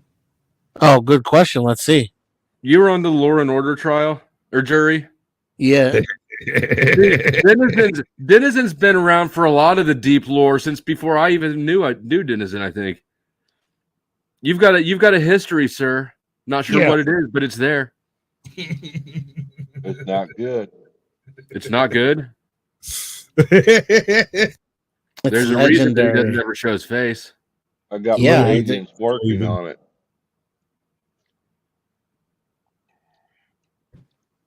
Deep lore is one of the reasons I got involved to become a creator. I desperately, I mean, like I'm old school from like old Kino Casino crap. You remember Kumite? You should watch that stupidity. I'd turn it on while I was doing some work on some engine or whatever the fuck I was doing, and it'd just play in the background. And Bloodsport and freaking old school YouTube, back when the podcasters were like taking a shot every time the bell rings, but the bell rings anytime somebody gives more than $5, but every time you reach the goal, it goes up another $5 or whatever. Any of this ringing a bell? I'm boxy, you see? You know, old school.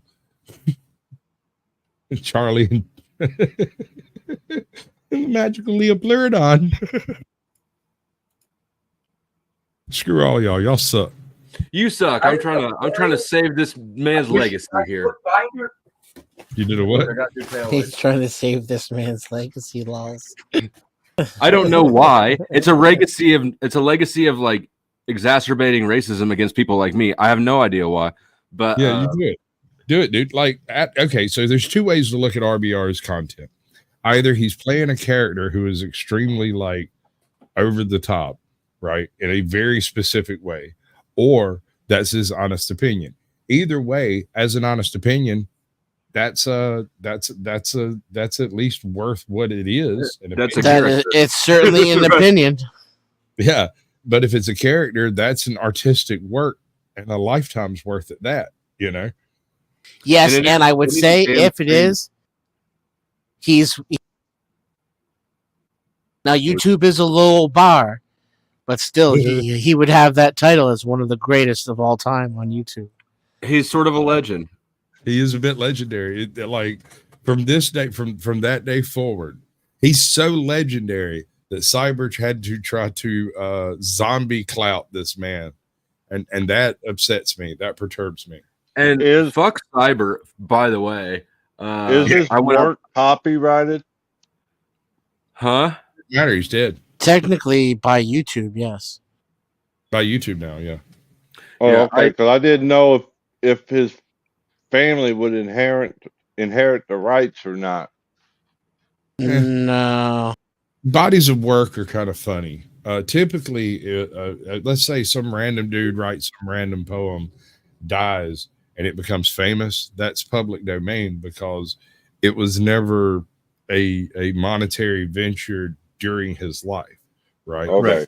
Turn around and have Eric Clapton, who writes a freaking gold album and sells billions of copies, then you've got a corporation involved in the ownership of those rights.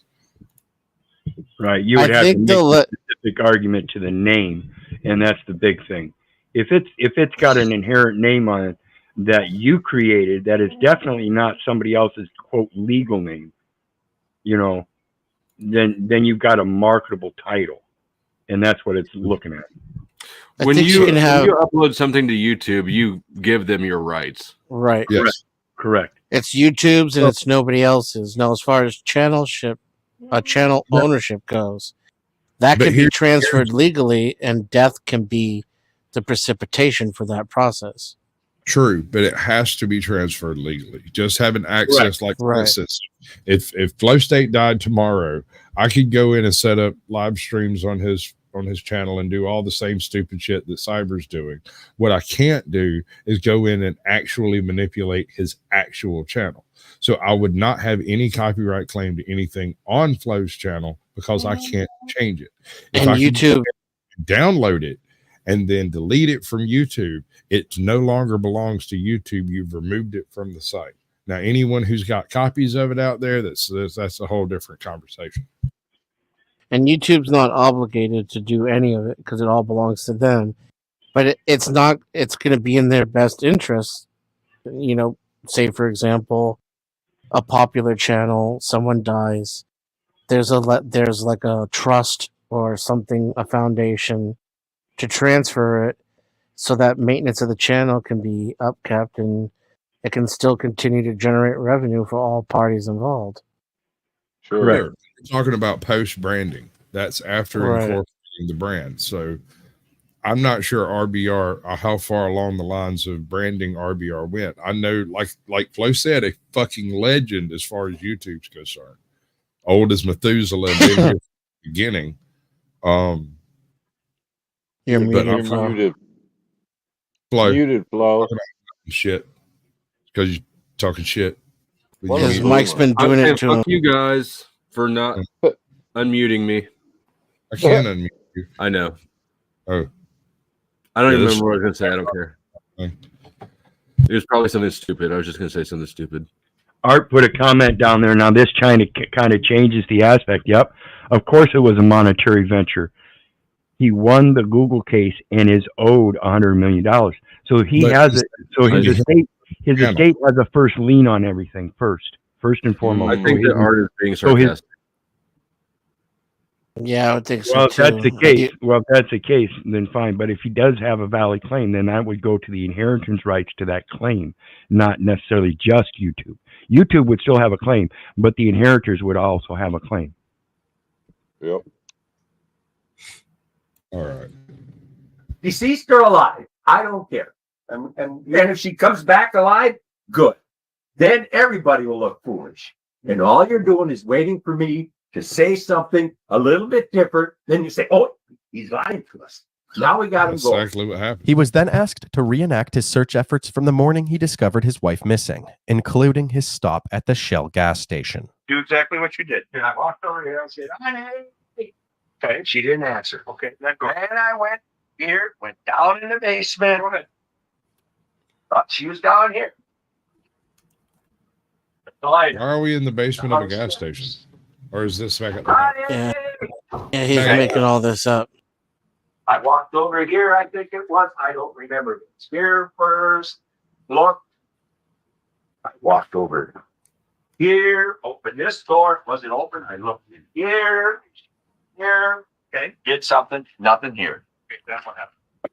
Walked around in here a little bit. Didn't see her hollering all the time. That's when I jumped in the truck. Opened it. I find her just shut. I drove by here. I didn't go in. Didn't see if anybody was there. Didn't see anybody. There was no cars here. No nothing here. Gotcha. Okay. Went around. And I might have missed the road out here. That's the station that they said they had that camera shot on and never showed him.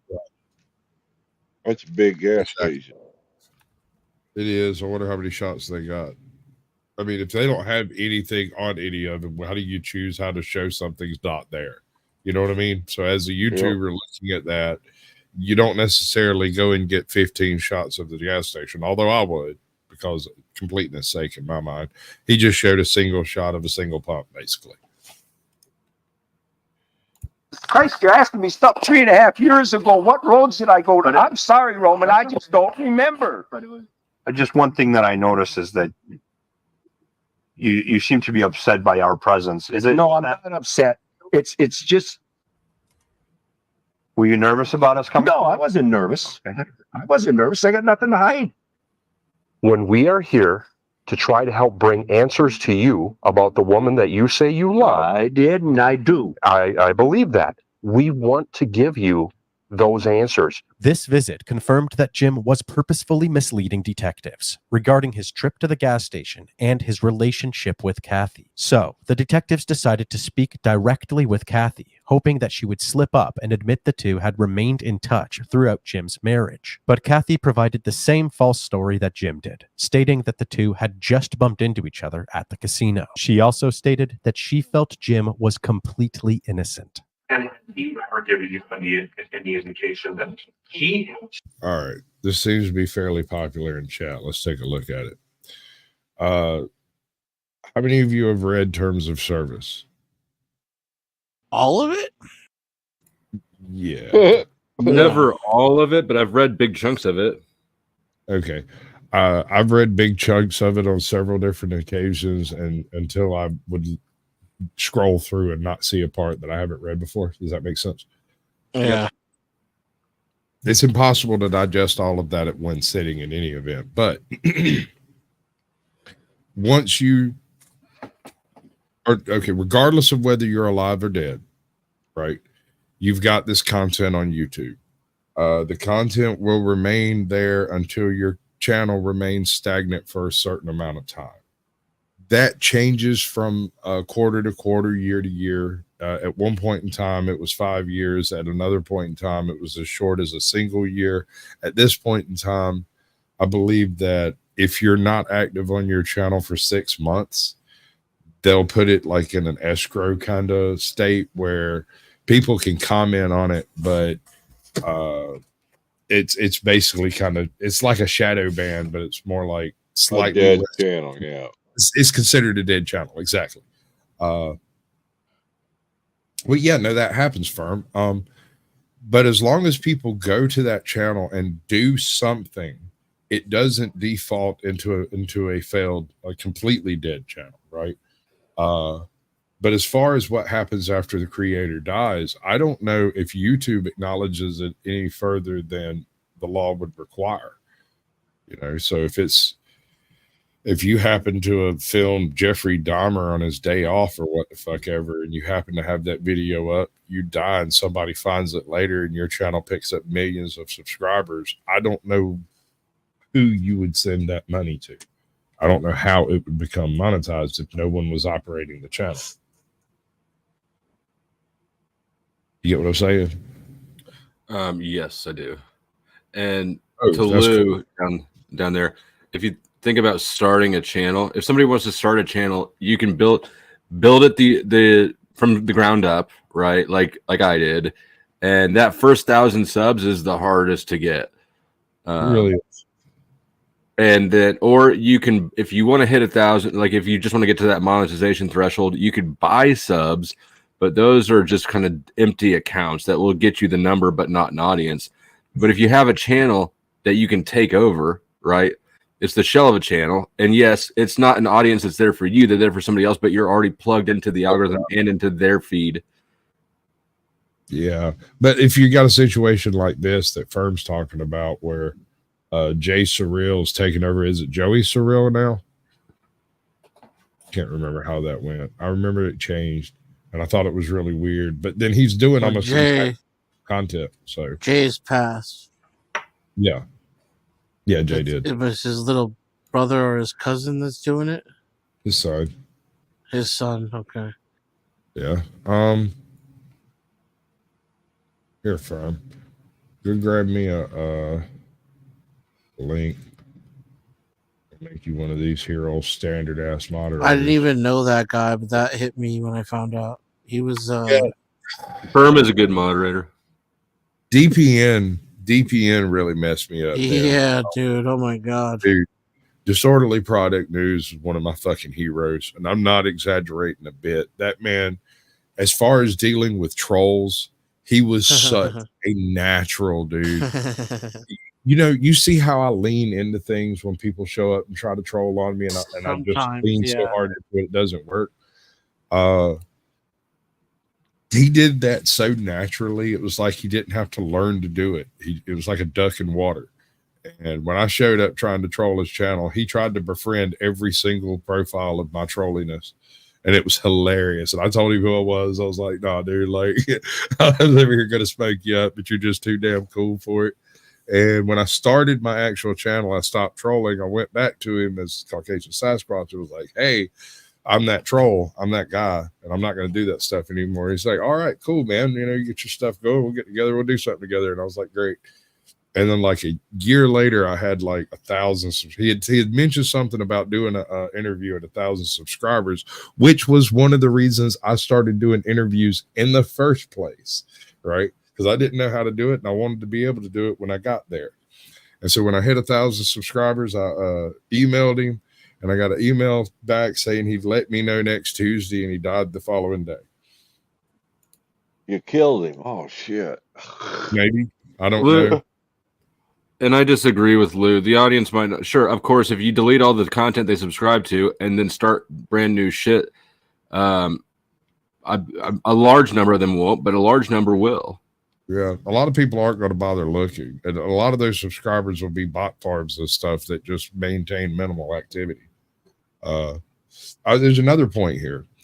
The pay scale on YouTube is a little different, and it's based on a sliding scale that's based on how many subscribers you have. You're not paid on the amount of you are paid on view time, but you're paid on a scale relative to the amount of possible view time. Right? If every single subscriber showed up and watched everything that you did, it's this much money. But average performance isn't going to do that. It's so not fair. All right, back to the beginning again anew. Something to do. I truly believe him. He said, I did not have anything to do. So what's the best guesstimate? Is she somewhere else alive? No, How do we know that? we can track people financially.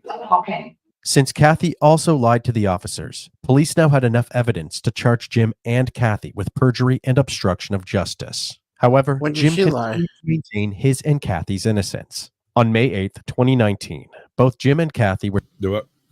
How did Kathy lie? Saying that they hadn't had a relationship in this The time same period. exact story, yeah. Yeah, But they hadn't had one. We don't have any evidence currently that they have.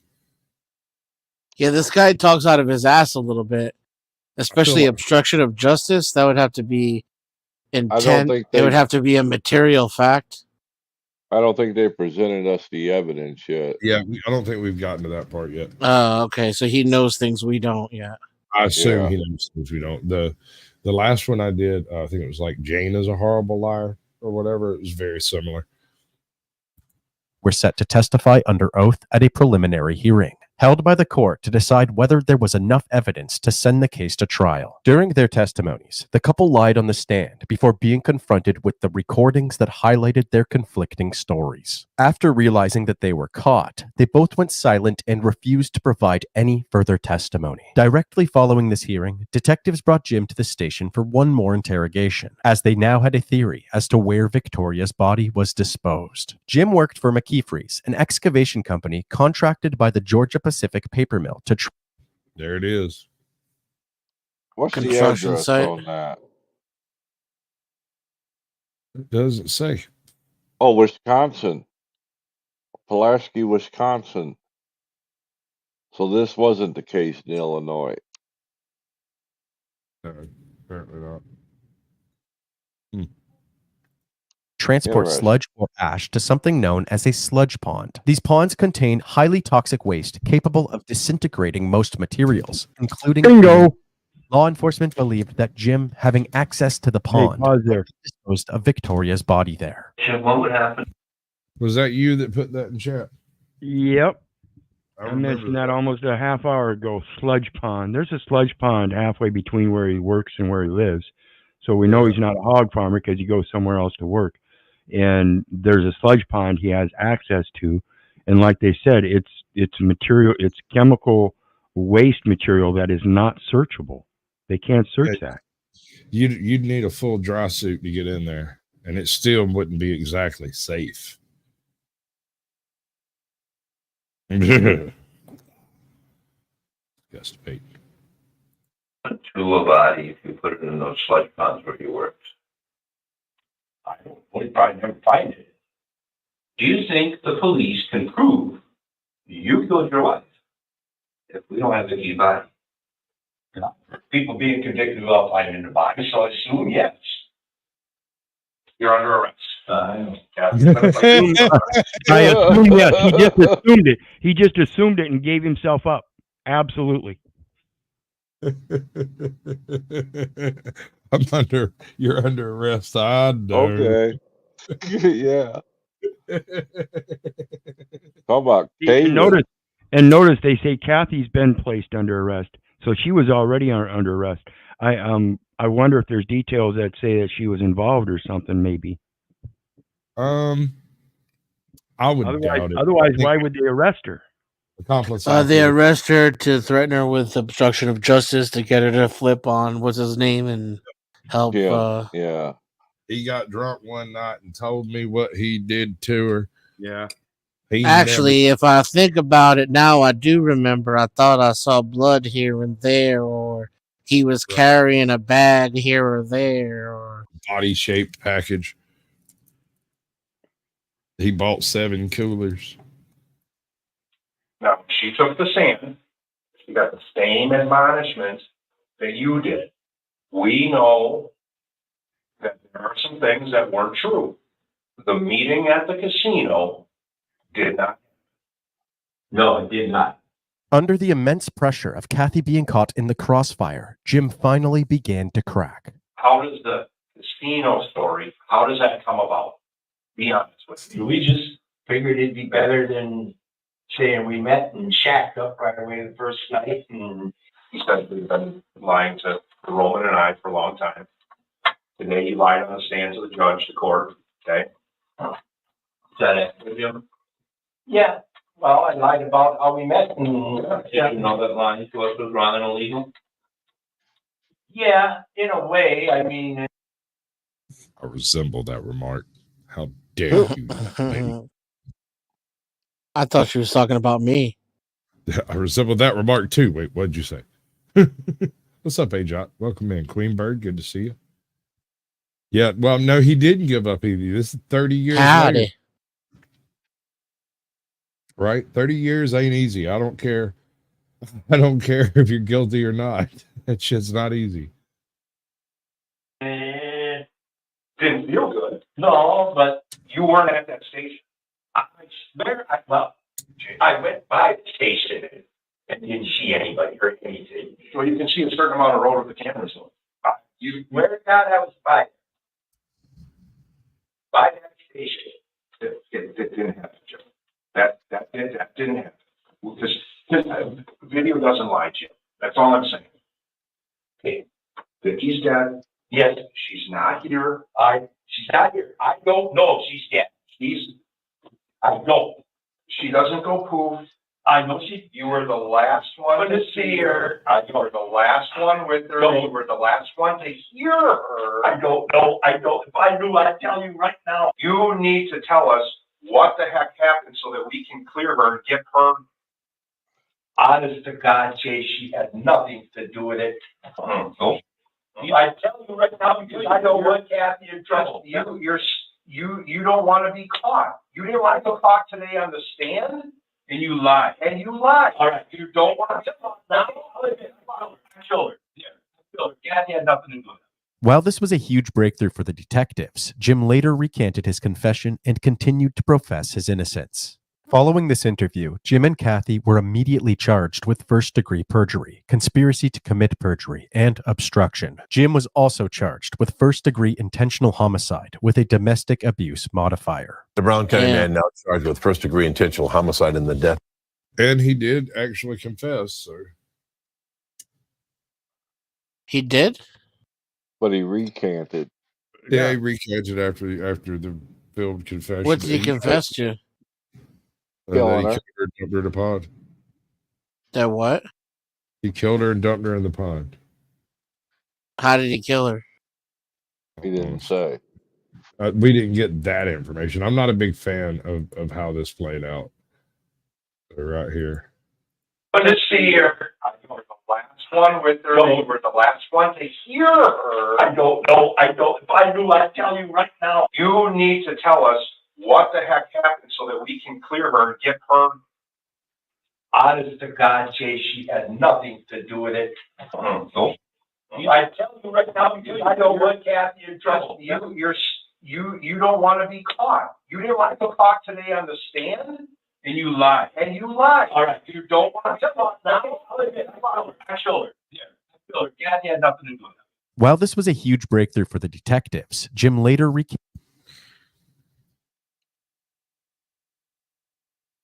All right, children. Yeah. Is he guilty? Was he just pressured into a confession for using the woman he loved as leverage? The two aren't mutually exclusive. I guess you're right.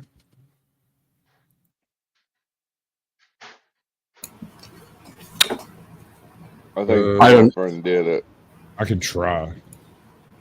Oh, You gotta- look at Chuck with the Hollywood movie plot twist. Yep. The girlfriend did covered- it, and he's covering for her. Yep. Nice. I like that. I like that. Crispy thinks everyone's guilty, though. That's probably a projection of her own guiltiness for all the people she's murdered. That's what I was thinking. I'm thinking Mhm. Crispy has like some weird, Like, what better packaging could you put a serial killer in than Crispy treat?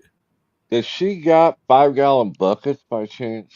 Probably some oil drums too. I'm thinking a Winona Ryder type thing, like kleptomania, Ooh. but even more specific. Like she only steals red lipstick from high-end dollar stores. That's why her house is packed full of just lipstick and lipstick and lipstick. Yeah. She's got like bags full of the stuff. And Yeah. sometimes when she was like, reliving And the the Catcher in crime, the Rye, right? She has to buy the Catcher in the Rye every time she sees that. she puts the lipstick on and then smells the lipstick. That's her her serial killer ritual. But which lips is she putting the stick on? Wow, Chuck. God damn it, Chuck. Okay. Add redirect. You'll need to change yours so you can accept redirects from anyone. Why does it give me a list of people to? No, you don't want to add redirect. That's how you would redirect your audience. Okay. You're going to want to, in studio, go to settings, I think. Customization settings.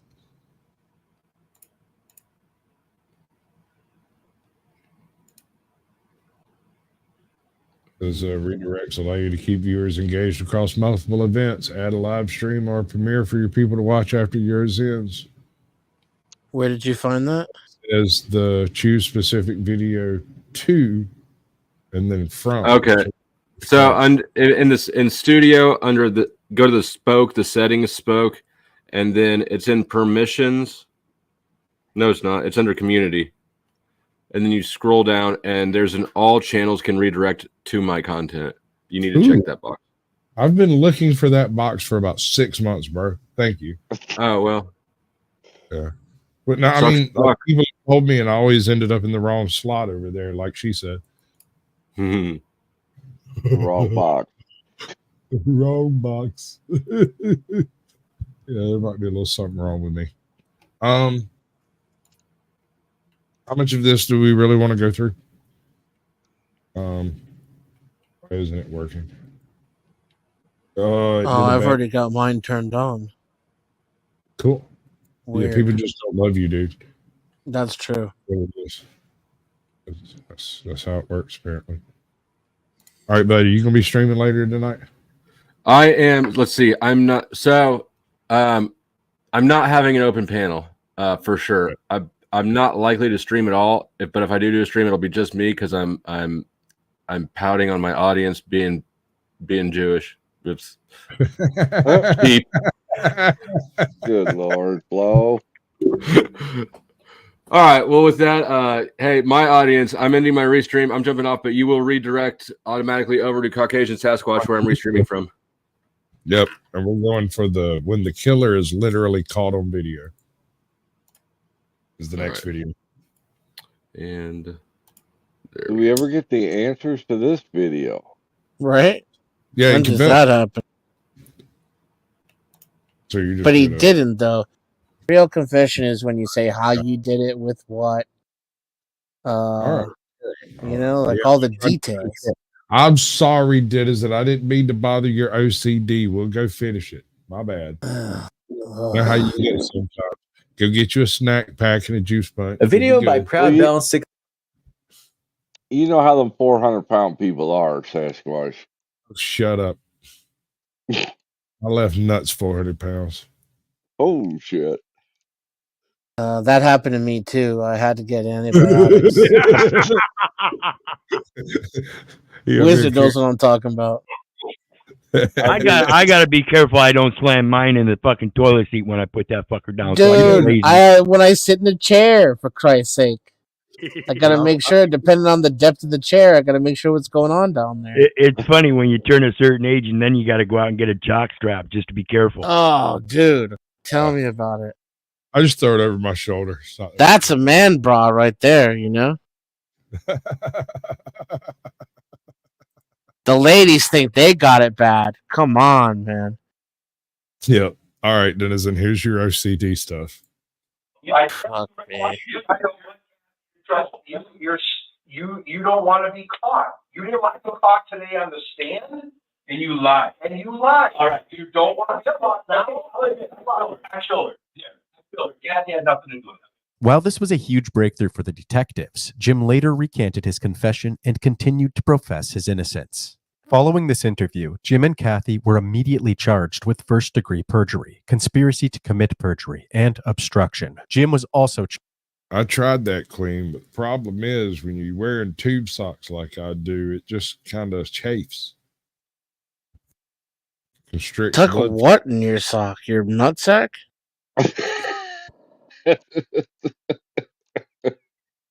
I don't think Queen understands the anatomy that's going on here. Ow. I just use a bowling bag, that's all. What, do you carry it around with you like a colostomy? There you go. There you go. Figured it out, D. charged with first-degree intentional homicide with a domestic abuse modifier. The Brown County man now charged with first-degree intentional homicide in the death of his missing wife. James Prokopovich is also charged with perjury and resisting or obstructing an officer. His girlfriend, Kathy Friday, also charged with perjury and resisting or obstructing an officer. Victoria Prokopovich went missing on April 25th, 2013. Is she talking about my balls again? After her disappearance. I think so.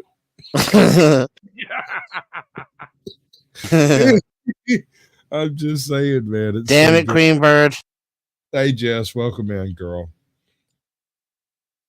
Well, I mean, we could talk about clams if you'd rather. Yeah, we could talk about labia if that's your deal.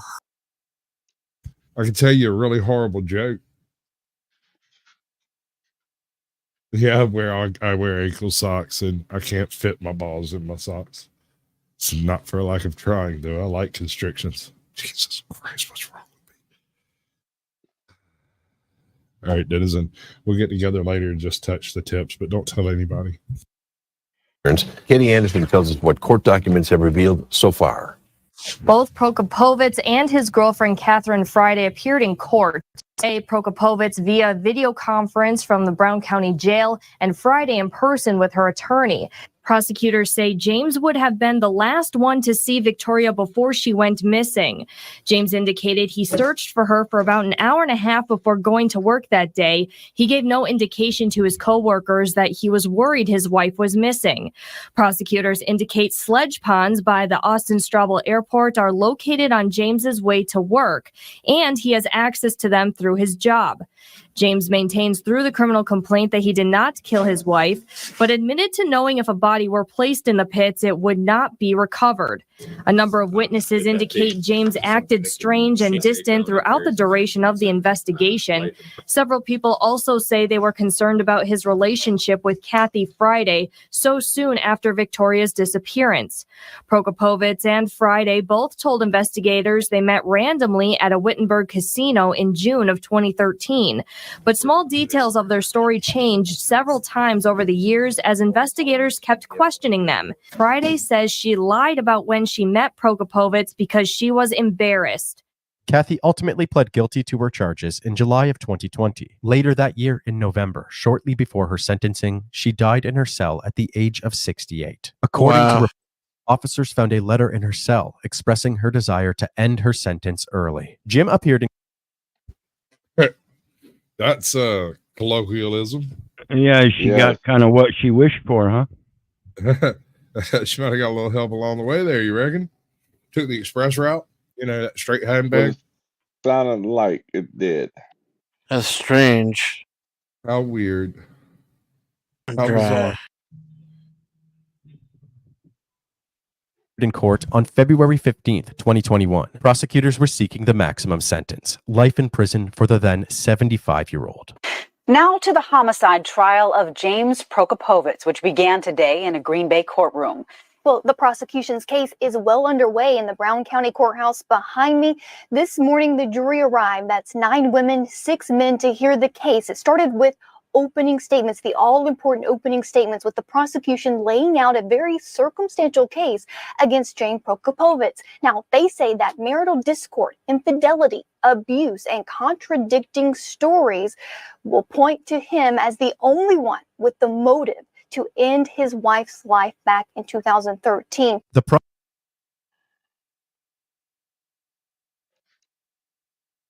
You're muted, Squash. What do you speak of? The Chinese general that led a Confederate army? Like the Southern Confederacy? That's news to me, bro. That would be cool as hell. I need a name. I want his address. How many baby mamas he got? Do you see the name of that casino in the paper? What's the other Ho-Chunk. saying? Ho-Chunk Casino. I did see Hochunk. that. Yeah, that's one of them like VR casinos where you sit and just give them free money, basically. Prosecution asserted that Jim killed his wife and transported her body to the Oh, scene he at his got job me. site. Oh, Yeti Life gets that participation trophy for the night. Oh, he got me. Robert E. Lee. Good, bro. Oh my lord. Oh, I feel so stupid. I feel We're so going to hell, Sasquatch. We're going to hell. God, Yeti. How dare you, sir? Oh God. Fucking jeez.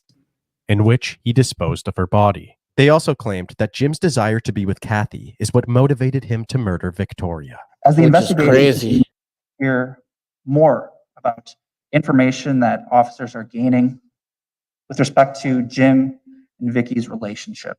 You'll also hear evidence and testimony that within several weeks of Vicky's disappearance, defendant's asking his employer about removing her from his insurance that he has through his employment, ultimately doing so in September of 2013. You'll hear during the course of an interview with law enforcement, the defendant admitted to being involved in Vicky's disappearance. Quote, "Okay, I'll tell you. Okay, I'll admit I killed her. I killed her. There, I killed her," before retracting that comment a few moments later. The truth in this case is in the lies. The truth, if you carefully consider the evidence in this case, State believes you'll find the truth in this case is that the defendant killed Vicky, and that he's guilty of all 4 charged offenses. Thank you. Although there was a lack of physical evidence tying Jim to his wife's disappearance, the state hoped that the evidence presented was still convincing enough to help secure a conviction. The defense faced a tough challenge, so they leveraged both the defendant's age and Victoria's medical history to create as much doubt as possible. Ladies and gentlemen of the jury, what the state has not told you is Victoria Prokopovich has suffered from mental health issues since a teenager. She's been seeing a counselor since 1971. She was 18 years old. And she struggled with her mental health since that time. Since that time, she had been diagnosed with multiple personalities, where she had several different individuals. She was diagnosed with depression, anxiety. The state wants you to believe that my client, at 68 years old, perfectly executed his wife's murder to the point that nobody can find her. You're not going to hear how it happened. You're not going to know when it happened. You're not going to have proof of a body. Yeah, they don't even have a theory. Hold on. Bro. These motherfuckers got nothing unless they've got cell phone conversations or something that we haven't seen or heard about. Unless they've got some fucking scented letters with epithelial stuck to the underside of the freaking some Sherlock Holmes fucking shit going on. I'm starting to think they might have locked up the wrong man. They can't even establish a murder occurred. True. What the method was, what the murder weapon was. This is bullshit. Yeah, all they have so far is conjecture. But as you notice, he said the truth is told in the lies, and that's all they're going on. So again, it's that consequential evidence or circumstantial evidence, but they're going based on his on the one fact alone that they know he's lying, and that's what the people are going to dig on too. That's the drama about everything. It's okay. Yeah, jurors usually aren't that good. Unfortunately, jurors are very self-serving when it comes to serving jury duty. I've had to do it, and most certainly peer-based.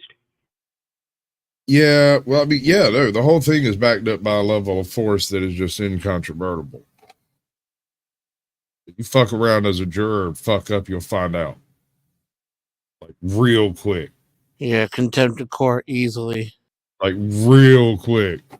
I saw it happen. Like, when we were doing, like, the whole jury selection for the case I was involved in, there was a guy, and I don't know what the hell he was thinking, but he was sitting in, and every time, because judge comes in, swears everybody in, there's like 200 people in there, and they ask a bunch of questions. They remove some people, and this one guy, every time this one judge would talk, would go, "Man, shit."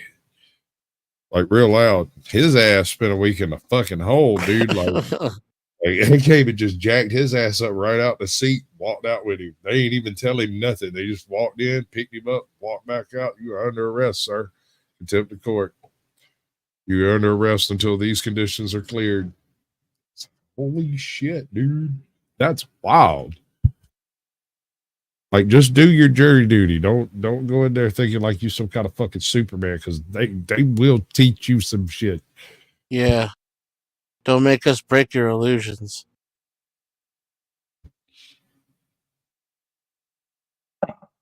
Hold on. I'm starting to get really interested in what's going on in my chat over here. Have you been following this at all? No, I can't see the chat. Okay. So what we got is we got Clear Schussman and Jess White seem to be conversating for the most part. I thought they were bots, but I went and checked their channels. They seem to be fairly legit as far as channels go. So they're discussing. So look at this. She's writing paragraphs. What does it say? It's a conversation apparently back and forth about healing and trauma, and they're doing the girl thing. They're bonding or something. I'm not sure. But I was kind of thinking about like subscribing to both of their channels and going to checking out their content, just because I've never seen them before that I'm aware of. And it'd be an interesting thing to do for a few minutes. A 68-year-old man got rid of his wife, a grown woman, so perfectly that the house wasn't disturbed. My client opened up his house, opened up his life to let the police search. And yet we sit here today with no body and no evidence of how she disappeared. The trial would go on to last 2 weeks, with the prosecution focusing on Jim's behavior after Victoria disappeared. They also highlighted the contradicting statements that he made to detectives during his interviews. Wesley was called to the stand, where he testified that Victoria and Jim argued over a tablecloth on the day that she vanished. On that day, at some point in that afternoon, do you have dinner with your parents? Yeah. Okay. Do you remember at that time how everybody's interacting and what's happening? I remember confrontation about Jim not wanting to go to the dollar store for, I believe it was a tablecloth. On that date, now you're on your way home. Yes. Jim is a horrible liar. Okay. And what's up, Dennis? As you get out of your vehicle, what happens? He was walking up to the house, and when I pulled in, first thing he said to me was, "Mom's gone." What did he say? I woke up and she's not here. And then what happened? He said he's been out looking for her, and that he's going to go out and continue looking for her. Was there a discussion, Wes, about calling authorities? Yes. I asked him if he called the police. He said he was going to call. On the day that she left, were there some cigarettes do you remember there were cigarettes left behind? Yes. Did your mom smoke? A lot. If you saw her leaving the house, she would most certainly have them? Most definitely would have had him. Okay. Victoria's daughter Marcia also testified that Jim appeared more focused on moving forward with his life than on finding Victoria. On that day, did you have the opportunity to hear anything else Jim may have said that was concerning to you about your mother being missing? Yeah, he was sitting in the kitchen at the table and he's like, "I don't know what we're going to do with all of her shit. Look at all this stuff." That is not a good take. That's not good. And if you're not guilty of it, then why on earth Dear God, why do you make a statement like that in front of people that you know will testify later? I don't rightly get it. More eyeliner, please. She's going heavy. This place is too big for two people. I know she didn't want an obituary. We're gonna have to call up U-Haul, a U-Haul or something like that to take all this stuff to Goodwill. We didn't know where my mom was. So that was confusing. And the only thing I knew is in the pit of my stomach is I thought something's not right. We still haven't found her. So why are we talking about getting rid of her things? Sure. In the ensuing days and weeks, were there any other references made by Jim about saving money with your mother gone? Yes, there was a day that we sat at the table and he was telling us how much money he was saving because the lights weren't on all the time. And that he had dropped her off his medical insurance. And then that was when he also shared with us that he had a lady friend. He had met this lady friend and that.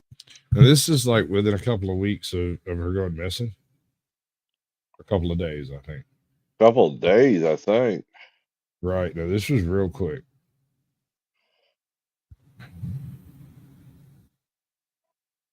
Wow. Okay. We could totally do a show on that if you'd like. I mean, I'm up for suggestions. Content's content. You can either make content or be content. It's your choice. That wasn't like he just met her, but that he'd known her for years. And that we would really like her, that she had 2 kids our age, and that had he known that she got divorced, he'd have never married my mom. Detective Jay Yergis, the state's final witness, was asked by attorney Lumkool to detail his observations of Jim's behaviors during the investigation. In the 6 years that you were investigating this case, would there sometimes be periods, months where you wouldn't necessarily have an update for the family?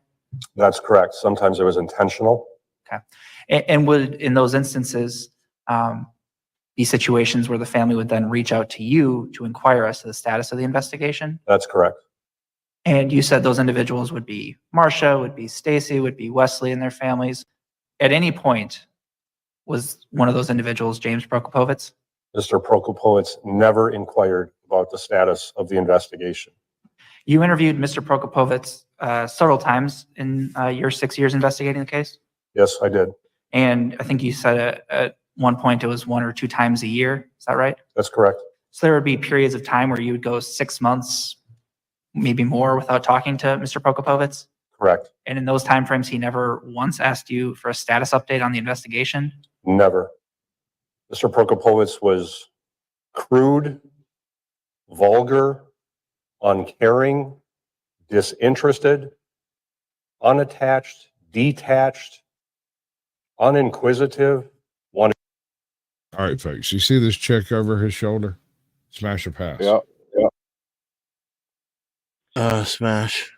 Pass. Can't tell with the mask on. She's wearing Yeah, a but fucking mask.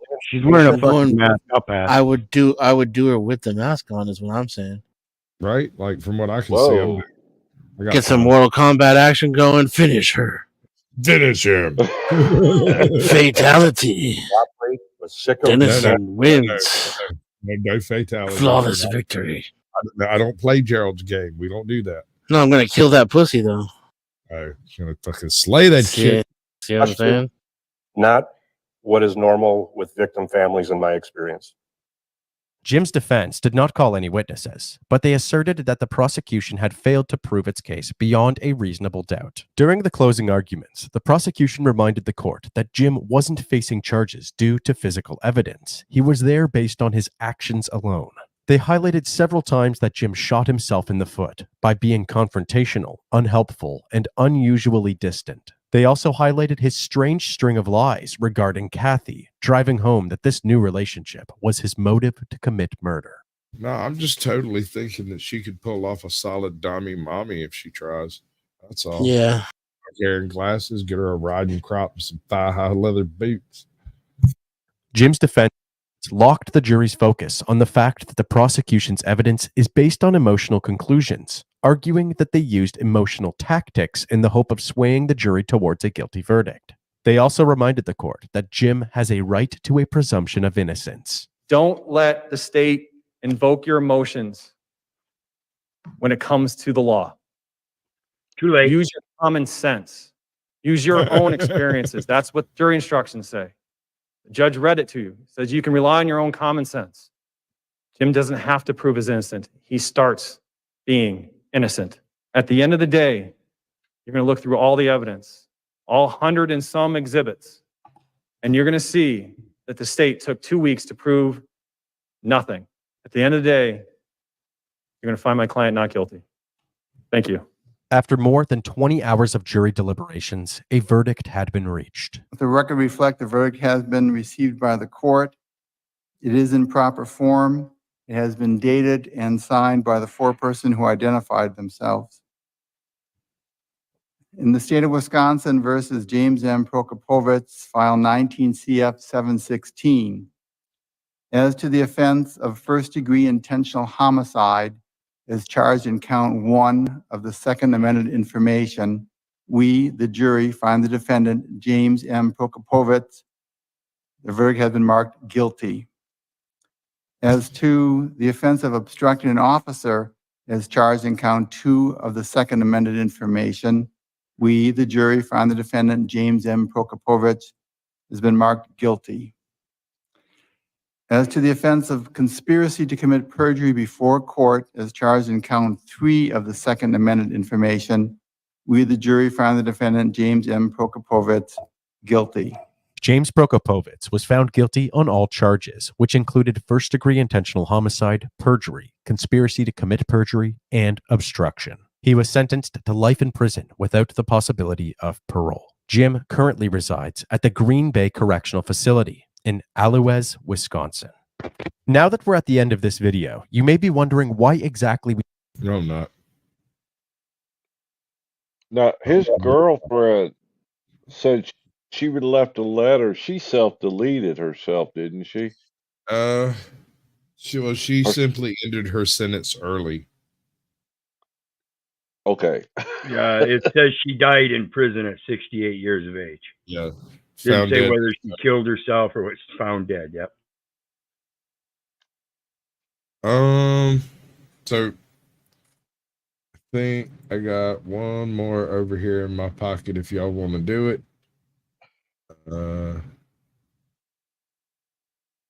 If it'll actually do it. What you are seeing now is body cam. Does it involve Crispy? No, it's another JCS like criminal psychology thing. It's a okay. Crispy is probably familiar with the case though. She's actually impressed me with the amount of detail that she has on some of the cases. You've been following the Delphi case? Jess, FlowState left a little while ago, but I was thinking you might be a bot. I wasn't sure. So we'll see how this works. What was that? The Delphi case? Yeah, you've been following that one? The one out of Indiana? No, that one has so many freaking dead ends and red flags in it that I don't think you'll ever make any sense out of what actually happened. Like there are too many people lying about what happened. And since no one's telling the actual truth, right? Like none of the story has a throughput to it from any freaking direction. None of that shit makes any freaking sense, right? So until somebody tells a story that has a throughput from start to finish that doesn't make you go, and then something amazing happened, right? Yep, exactly. None of it. None of that shit. It's just none of it.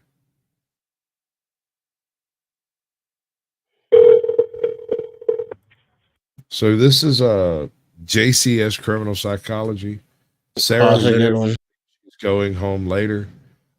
In this, we have I think it's a younger woman. We'll see.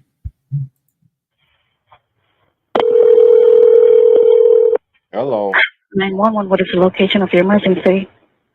4748 France Court. Is this a police or medical? My boyfriend is dead. Okay, 7 line for the fire department. Do not hang up. Wait a second. Guilty. Guilty. What? Wait for the fire department? What? Not having here. Police or medical. My boyfriend's dead. Stay tuned for the fire department. What the fuck? I don't get it. Wow. I don't get it. I don't get it. That seems okay. Okay. All right. I guess somebody is based. Anybody can go witness. Oh, the EMT's got to go verify it, I guess. Sure. Let me call animal control. Right? Who let the dogs out? Bitches going around killing people. Better get animal control. My boyfriend and I were playing last night, and I put him in his case, and we were. Oh yeah, this is fucking nightmarish, dude. Do you remember this case? She straight up somehow tricks him into getting into a suitcase and letting her zip it up. And then she sits down and drinks a box of wine while he dies. And then she goes to bed, wakes up the next morning, and is like, oops. My bad. Guess the shit got in there. That's suicide, though, right? No. We were playing, like kind of hide and seek kind of thing. So I fell asleep, and I woke up, and he was. Pause. I don't know what happened. Okay. We were playing a hide and seek game. I put him in the suitcase and zipped it up, and then went and looked for him. Yeah, and then he was supposed to look for me. Yeah, something's wrong there, huh? He's supposed to count to 100 and then get out.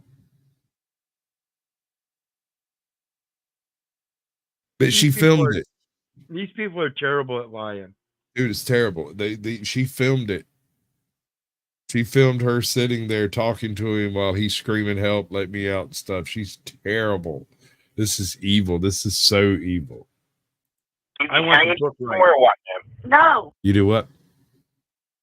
I want the book rights. I pulled him out of the suitcase. He was in a suitcase? Yes. Oh, this is Sarah Boone. Okay. Yeah, Sarah Boone. That's right. I couldn't remember the last name. Saved my life. But yeah, she filmed what was it, like an hour and 10 minutes of him sitting in the suitcase. She fell asleep holding the damn wine glass phone in her hand and then stumbles upstairs. All of it's on freaking film. No. Yep. I need you to get him on the floor, flat on his back for me, okay? I did. I tried giving him CPR. Yeah, okay. Purple. Okay, listen to me. Lay him flat on his okay, ma'am, listen to me. I want you to lay him flat on his back for me on the floor. I did. Okay. He's stiff and purple. Okay, man, that's fine. We're still going to do compressions on him, okay? Place the heel of your hand. I'm surprised this case is even on here already. No, man. It hasn't. Yeah, but she's still going to trial. Nothing's been proven yet. I think she's at her appeal, dude. Oh, is that what? I think that's what's happening because this happened right before COVID, I think. Yeah, because she's on her 9th lawyer right now. That's why I said. Right. So, I mean, the first trial may have been like a mistrial or something like that. Oh, okay. All right. Something that happened. I'm sure we'll find out. You good, D? Yeah. D, don't you? Think you went to sleep. No. I went to sleep like a half hour ago. Okay, listen to me. Place the heel of your hand, rub it in his chest, rub it in his breastbone. Just the other hand on top of that hand. We want to pump his chest on you hard and fast, twice per second. 1, 2, 3, 4. 1, 2, 3, 4.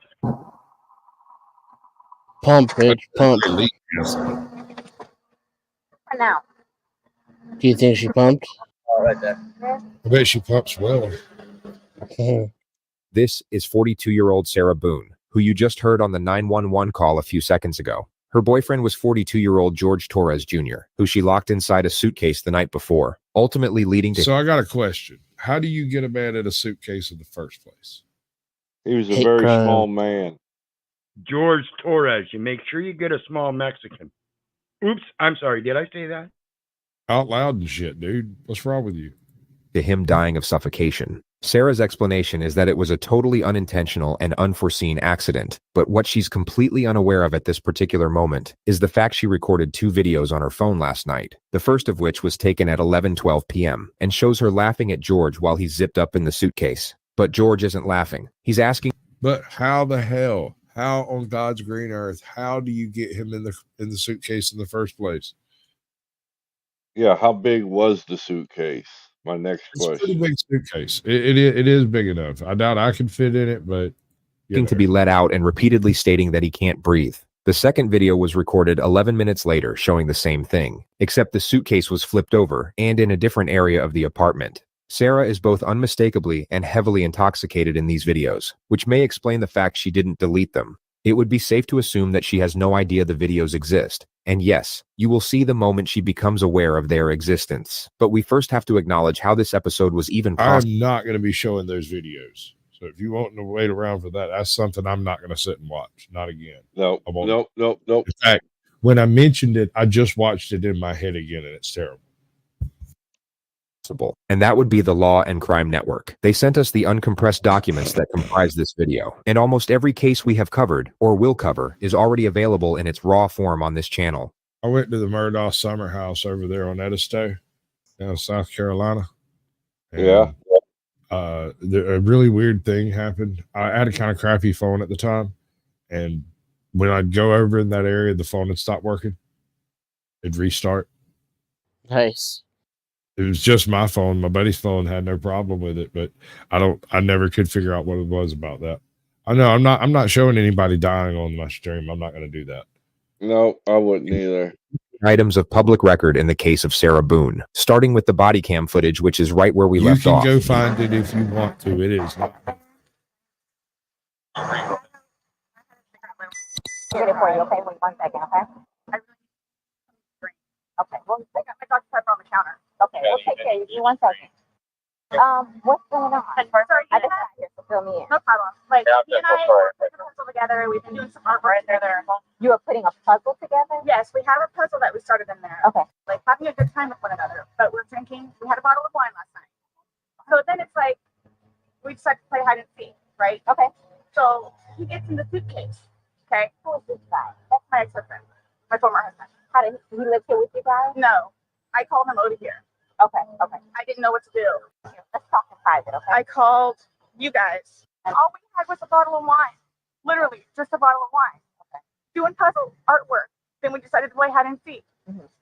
That's all that happened. Okay. Okay. Here, let me fill this deputy Except in, the okay? video Please, ma'am, shows Dr. Pepper, I am otherwise. so Remember the statement about how there's video of him pleading for her to let him out, and then there's video of him later in a different position? Yeah. It's theorized that she kicked him across the room to move him from the first point to the second point. Yeah, getting even with him. Yeah. That's the theory. Allegedly. Right now, it's on the counter. I can't move anything from out of the house. Like, here, I want you to sit down because I don't want you passing out. This is probably a lot for you to deal with, right? Sit. I don't water. I think so, I can get you Lou. some water, okay? The officer then talks to Sarah's ex-husband. About 11:30 is when I started calling to find out because this is supposed to be her day. He referred to the fact that Sarah was meant to have custody of their son today. She's generally not very good about always doing it. They called back and said she was still there, or she came back. So I was calling to find out if she was going to be getting him or not today. From school. Yes. Okay. Got over here, told her she. Commenting that someone drinks maybe more than you like, is that considered a shot fired by an ex? That's probably why they got divorced. Okay. Hey, you do you, boo-boo. Yep. You can call 911. Right. Over here. And then basically she said she needed to go outside, have a drink and a cigarette. But I called her. Give me 1 second, okay? He's currently on parole because of it. So domestic violence with her? Yes. Okay. He explains that George has been arrested for domestic violence multiple times against Sarah, and that Sarah's literally bailed him out every time. I don't think Oh, she's getting water from the tap. Probably gonna pass out on her. Okay, well, listen. The police officer asks the ex-husband to stick around for a little while longer. She then gets You a ever been notepad there, and though? returns to Can Sarah you to collect imagine? more. Like, she's over here trying to get her tongue to get loose from the top of her mouth. You've been there, Chuck. That morning Yep. after you'd killed a half box of wine. I can't drink wine myself, but let's call it. What'd you Oh, drink? I was bourbon. Bourbon? Dude, you know, I drank a lot of Canadian whiskey when I was younger. That was kind of my go-to. But one night I got sick of Canadian whiskey and I can't even stand the smell of it anymore. And bourbon smells just enough like it, right? Yep. To kind of trigger that same reflex. So I don't know. Evan Williams. Oh, Oh my God, that's like grape jelly, dude. I used to put that shit on toast. yep. Oh, I'm gonna have to dude. get with you someday and share with you some of my shine. Yeah, we'll Your have shine box? I like some of his shine box. It's okay. Yeah, why don't you go get your shine box, Tommy? Right? What the hell is she doing in that picture? She has been drinking all night. She woke up and her boyfriend's dead. She's dealing with the cops, so she left her Dr. Pepper on the counter. She's asked for water 3 times, and there's a spigot on the outside of the house. Oh, For some damn water. And I'm just saying, like, this seems a little odd and extreme, but if you've ever been there where you can't even Cottonmouth, you damn right. where you can't even talk because you can't get your tongue off your freaking teeth. I mean, Information. alcohol. Him in the suitcase? No, he got in the suitcase. So he thought it'd be funny to be put in the suitcase. So I was like, okay, well, I'm going to joke with you and I'll zip you up and make him, squirm a little bit, whatever it is. But then I fell asleep. I fell asleep. Where was the suitcase? Right You where got it in is. Right down there? Yes. You zipped him in there? Yes. Thought he would be funny, a little It joke. was. We both were laughing about it. And then I fell asleep. Where did you fall asleep at? Upstairs. I just totally So forgot. you began to do CPR on him? Yes. Yes. About And he what time gurgled. this morning Like he did you gurgled. start doing that CPR? No, it was He after. gurgled. Like air was coming out and he was gurgling, but Yeah, he done been in there for several hours. Like, she passed out at like 4 a.m. Didn't wake up till afternoon. Went downstairs. Oh shit. Homie's still in there. Yeah, no, this is bad. There's no good here. I could just tell by looking at him. But you knew how to do CPR. You were doing that on your own? Yes. Okay. I want you to sit back down because I don't want Can I you. have one more sip of water, please? Yeah, go. Can I have a cigarette, please? Ma'am, I can't take anything out of the house. It's on the back porch. Nope, all of it. It's secure, okay? The officer then confirms the ex-husband will be taking custody of the child. And your child is in school right now. He's not here with you. No. He's Okay, at school. he's in school. How old is he? Where the hell was the kid at? He's third I grade. can't even start with how you would explain something like this. Okay. The ex-husband leaves, and the officers wait for investigators to arrive. Can I please have a cigarette? They're on the back porch. Not right now. We can't have you go and get anything. Why don't you sit in the shade? The investigators then arrive. Hey, Sarah. You get enough water? No, if you want to stay seated, I don't want you getting lightheaded. So remember I said the detectives were going to come out and talk to you and go from there. They're here. They're going to ask you a few questions and then go from there, okay? All right. All right, Sarah. My name's Chelsea. My partner, Scott. They ask Sarah what happened. So he decided to get the suitcase.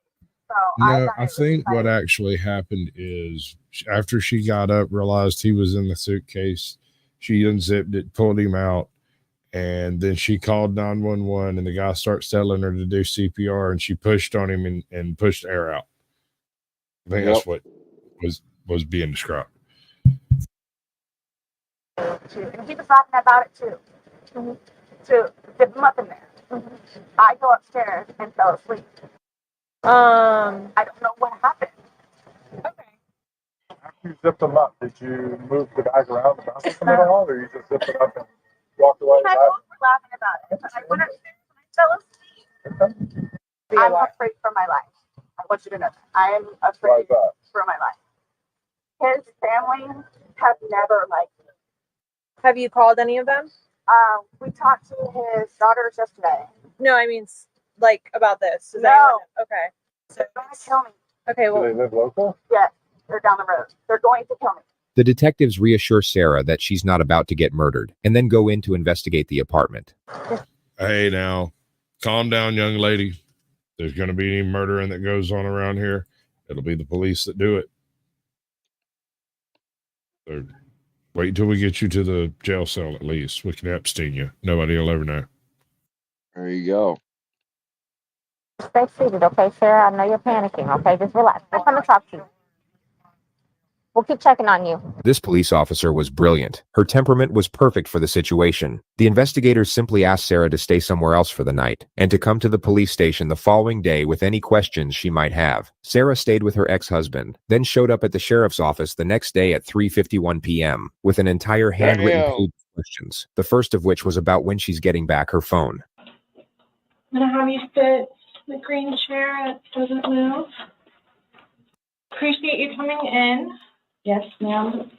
Sarah takes out her page of questions, which the investigator semi-acknowledges then brushes off. So obviously, he received his autopsy. So I'm going to read you your rights again because we have to talk about that. Has anyone threatened you or promised you anything to get you to talk to me? No. And do you understand what I just read you? Yes. Perfect. Okay. Sarah has no idea what just happened. This morning we went to his autopsy. And we were informed of some injuries that he has by the doctor. So he had some injuries to his left shoulder. He had a cut near his lip. We could see his mouth was a little. Did she throw him down the stairs? I believe so. I believe that somehow she got him into a suitcase upstairs and rolled him. There was a bit of film made of her sitting what is believed to be in the upstairs bedroom while he's begging her to let him out. And then the film ends, and 8 minutes or 9 minutes later or something like that, there's another bit of film of him down at the bottom of the stairs. That's what I thought. Yeah. Since proven that George sustained his injuries the night he died, and he didn't have them before entering the apartment. Also, too, he fell off my son's bike. Okay. So I don't know. And he's notorious for running into the wall or the hall tree. Okay. The investigator detailed further injuries, including a contusion on his neck. And they're all recent. Wait a second. He's clumsy. She's so clumsy. How many times you heard that? I mean, I'm clumsy, but shit. Do you I ever take show the cake. Raccoon eyes or a cracked orbital to your son's wedding? I don't know. Oh shit! You know what I'm talking about. You know what I mean. That's some of that spousal abuse shit we talk about sometimes. Yeah, she's been known to run into a wall. Yeah, I've got an implant in my orbital. Yeah. Was alien or like normal? You got in a fight.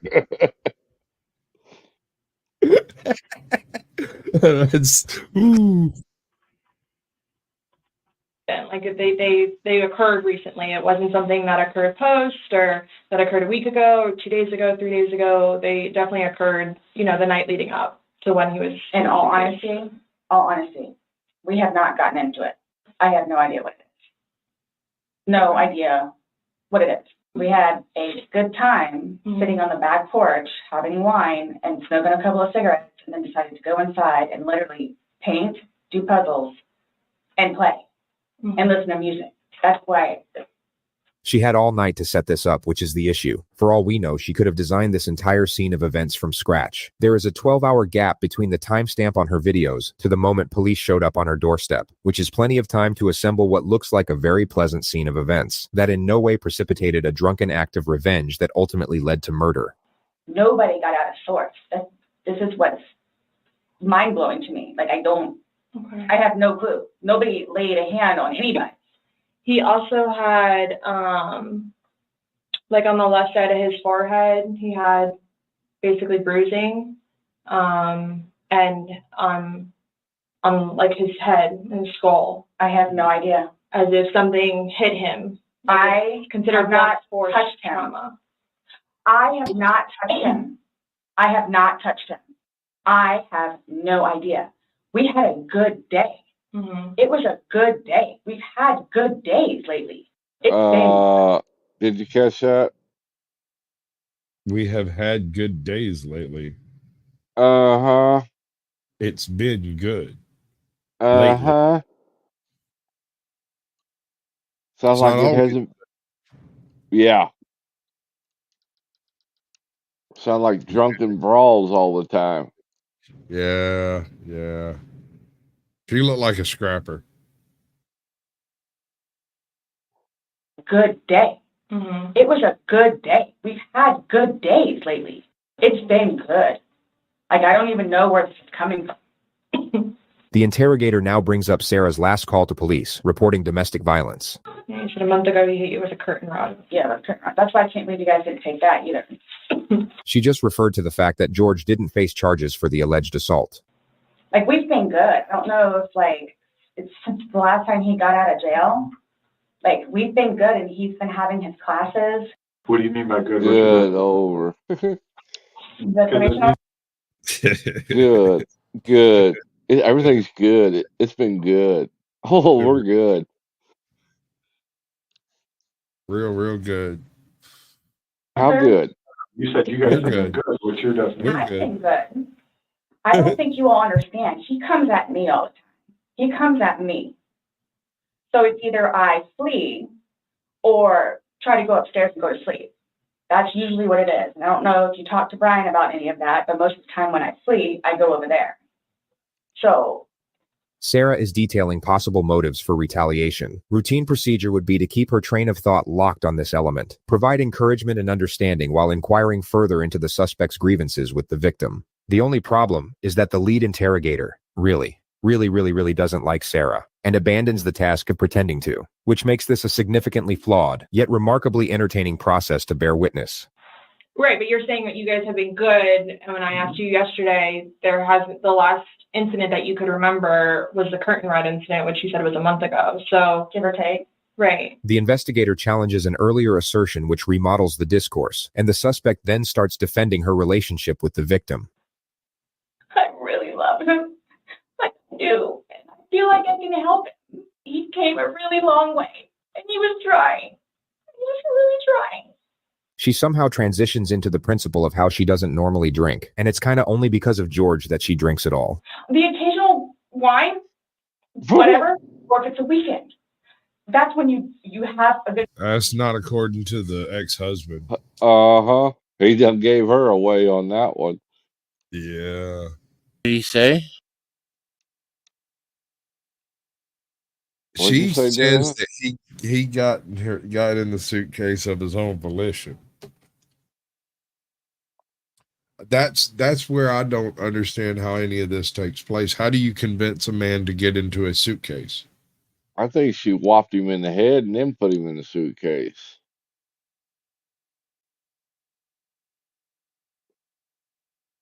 I'm not sure. Here's the question: is she hot? Well, Smash there's him. more than one bottle of wine. So I'm if you're hot, definitely smashing the cop over here. This cop in this little window, dude. I know y'all can't see her real good. She's a little blotch of pixels and shit, but she's definitely a dommy mommy type. She's all mine. Y'all stay away. Are you gonna be good? You don't. I'm gonna shut up. I have to wake up the next day. I have to wake up the next day and do things. I can do 50 things at once and still know the 50 things. Hey, Lindsay, do you know whether or not this case has been to trial yet? It seems like, if I remember right, and I'm just off the top of my head with this, I think it went to trial and a mistrial happened, and they had to re-select or something, but I can't remember. I've covered this before on my channel. This isn't new for most of the people here. It might be new for Denizen. I can't remember. Things more previously, prior that I need to get done. He can't process like that. He didn't process like that. So the next thing you know, he doesn't want to deal with it. I'm going to go get something to drink. Nobody knew George better than I did. I say that I knew George better than himself.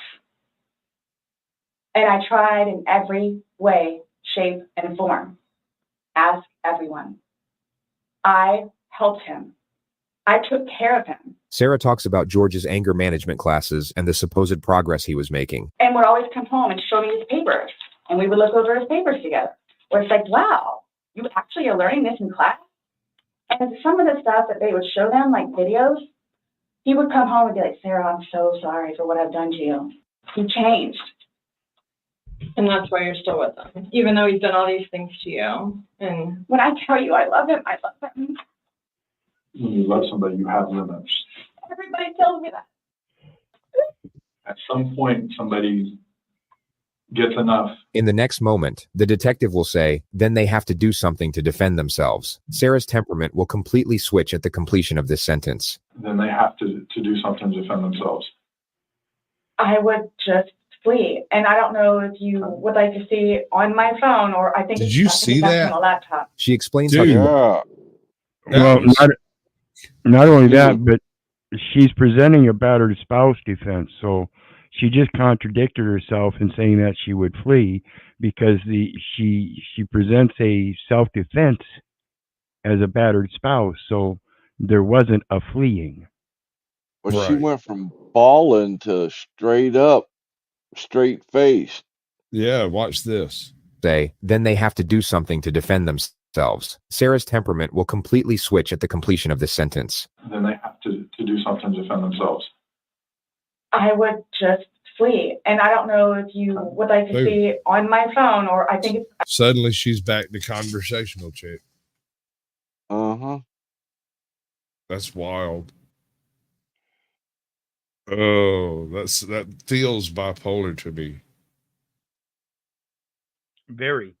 Or it's very psychotic. This is a single observation. You know, I'm not trying to diagnose here. I'm just saying the rapidity of the from balling to conversational chickie, that's disturbing. Yeah, that's the psychotic part. Yeah, okay. I think it's actually on a laptop. She explains how she once filed a restraining order against George, then for some reason brings up his ex-wife. When I say a monster, she's a monster. Like it does, The interrogator lets her vent about the ex-wife for 2 minutes. She will now bring the focus back to the investigation. Since talking yesterday, do you remember any like timelines better? Like what time you guys were playing? What time he was zipped up in the luggage? What time you went upstairs? We started because we cleaned the house a little bit, did some laundry. She recalls the game starting at around 4 p.m. and her going to sleep at around midnight. So I have 4 and I have midnight. So there's a big gap. So I'm just curious, like, if you recall when you went upstairs to hide in the shower, or like when we started to play hide and seek. Yeah. Huh? Well, we went inside probably about. What were they playing? Hide and seek is what she's saying. 42 years old. Okay. All right. I don't judge nobody's kink, but listen.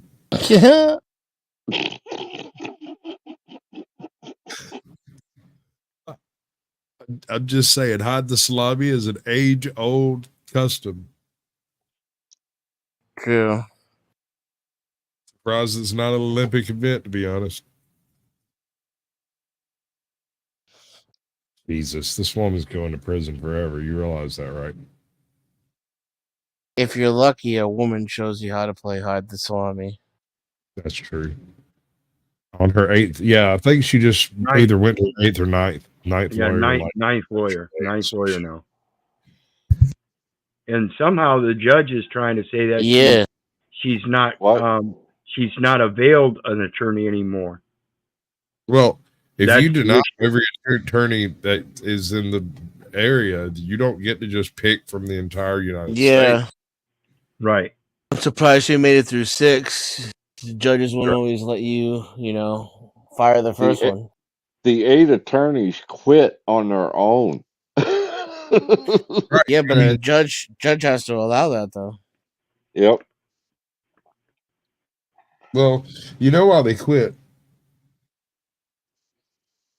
She's guilty of Because sin, and there's yeah, no way.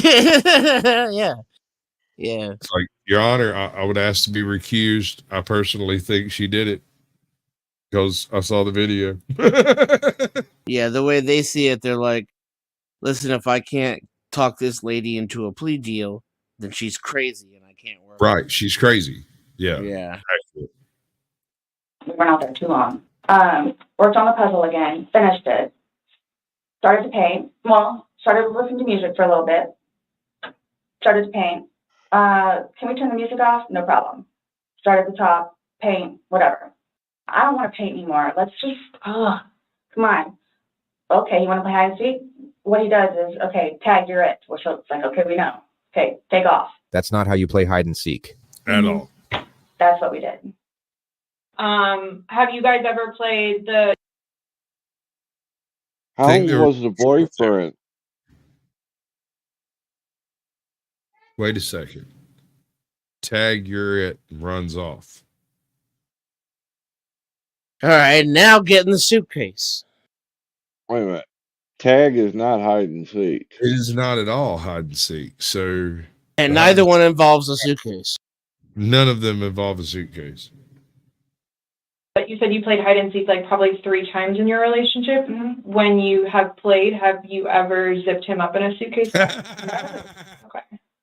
The suitcase originally is in our closet, buried all the way to the back.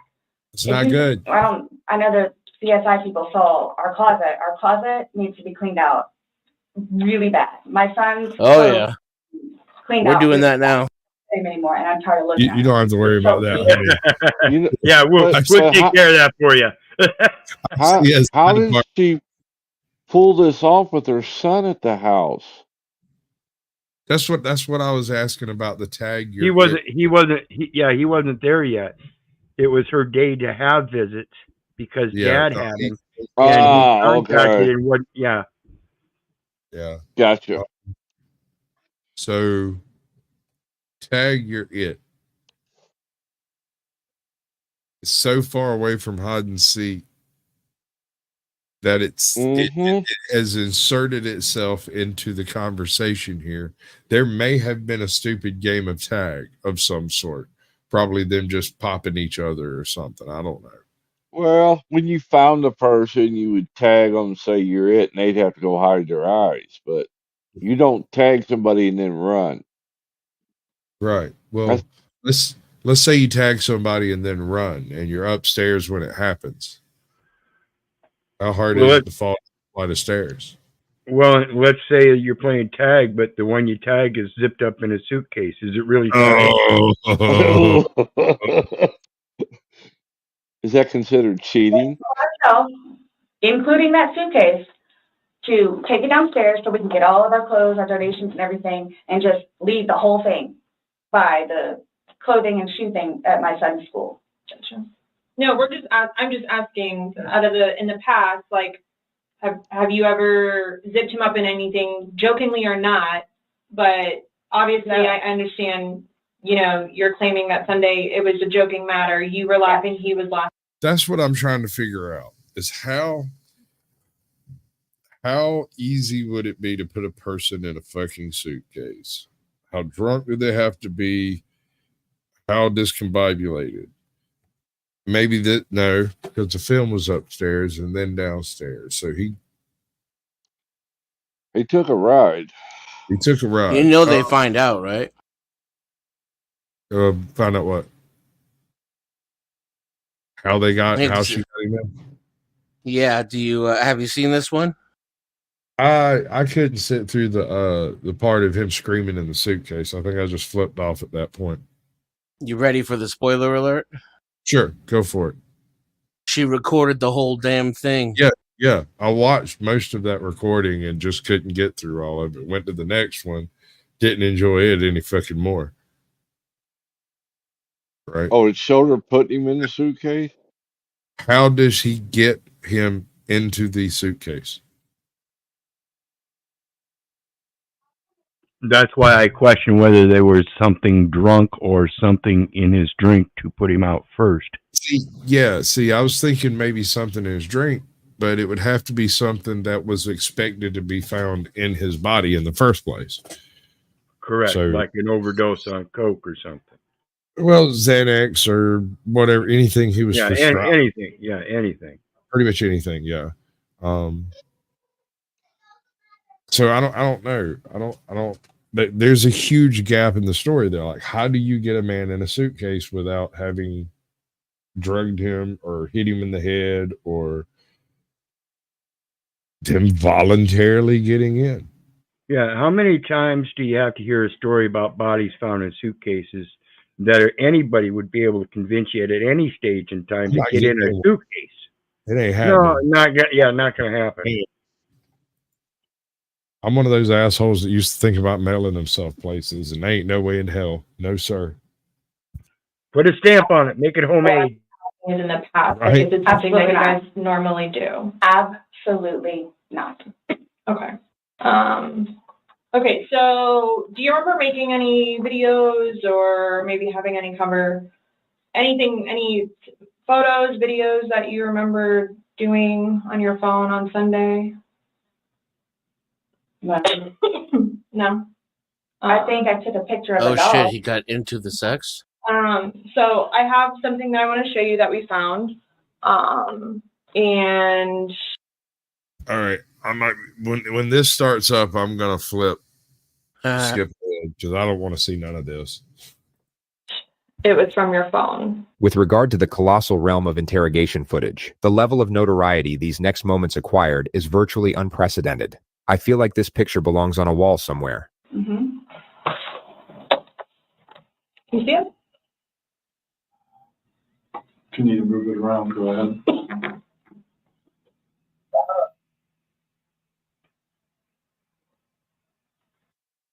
All right. So basically, it's him trying his best to speak while being compressed by the suitcase that seems actually too small for him to fit in it. It looks a little over bloated. I just, man,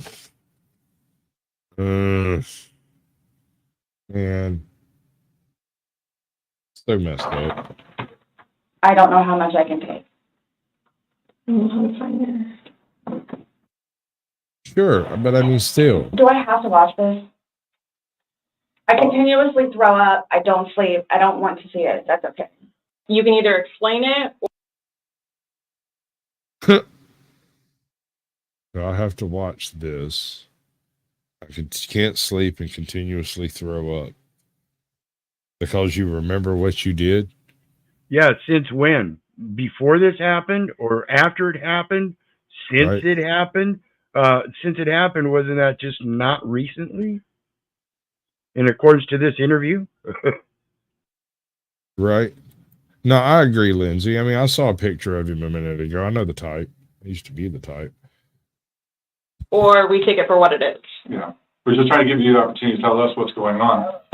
That's it. It's that long? 2 minutes. No.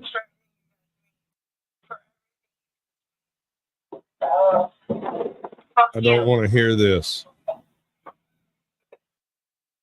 I'm not doing it. Okay, so basically she just sits there and taunts him the whole time he's in there and he's begging her to let her go. And then there's another bit of film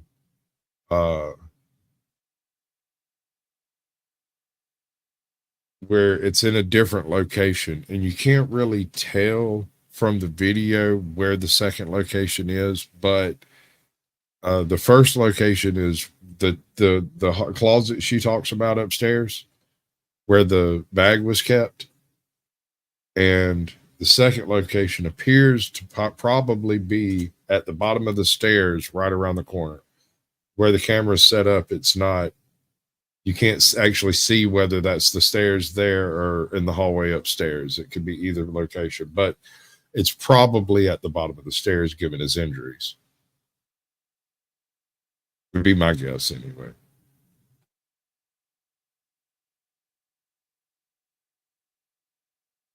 gathered by now that Sarah might be twisting the truth in her favor a little bit. She seems to have forgotten that 2 minutes ago she claimed to have no recollection of this incident, so her impeccable memory all of a sudden seems rather selective. But I didn't think that he. I don't know. I have done some really stressful crap and then forgotten all about it, right? Because I wasn't thinking about it. And the very second that something reminds me that that event took place, I remember it with almost perfect clarity. So not knowing that I filmed something, totally possible. Remembering suddenly that I filmed it in its absolute completion, also possible. Personally. Especially if I was drinking when I did it. Like, if I don't think about it until you mention it, I don't know nothing about it until it's done.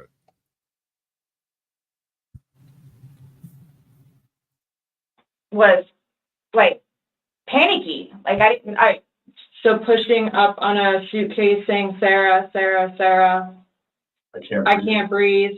And you're the only one laughing. Okay. And you're the only one saying derogatory comments. Like you're mad. No. Please don't.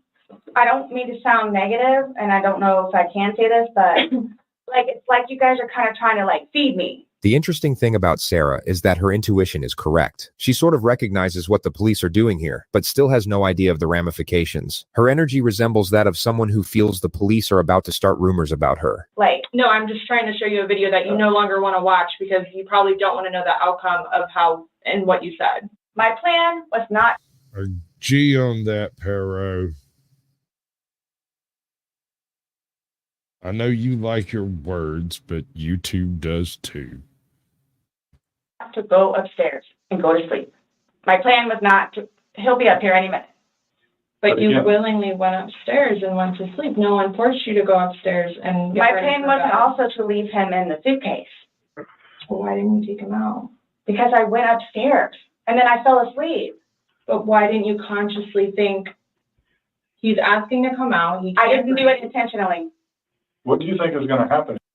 Yeah, it is HP Nubcraft. It's the suitcase broad. She invented a story. I can find stories like that. By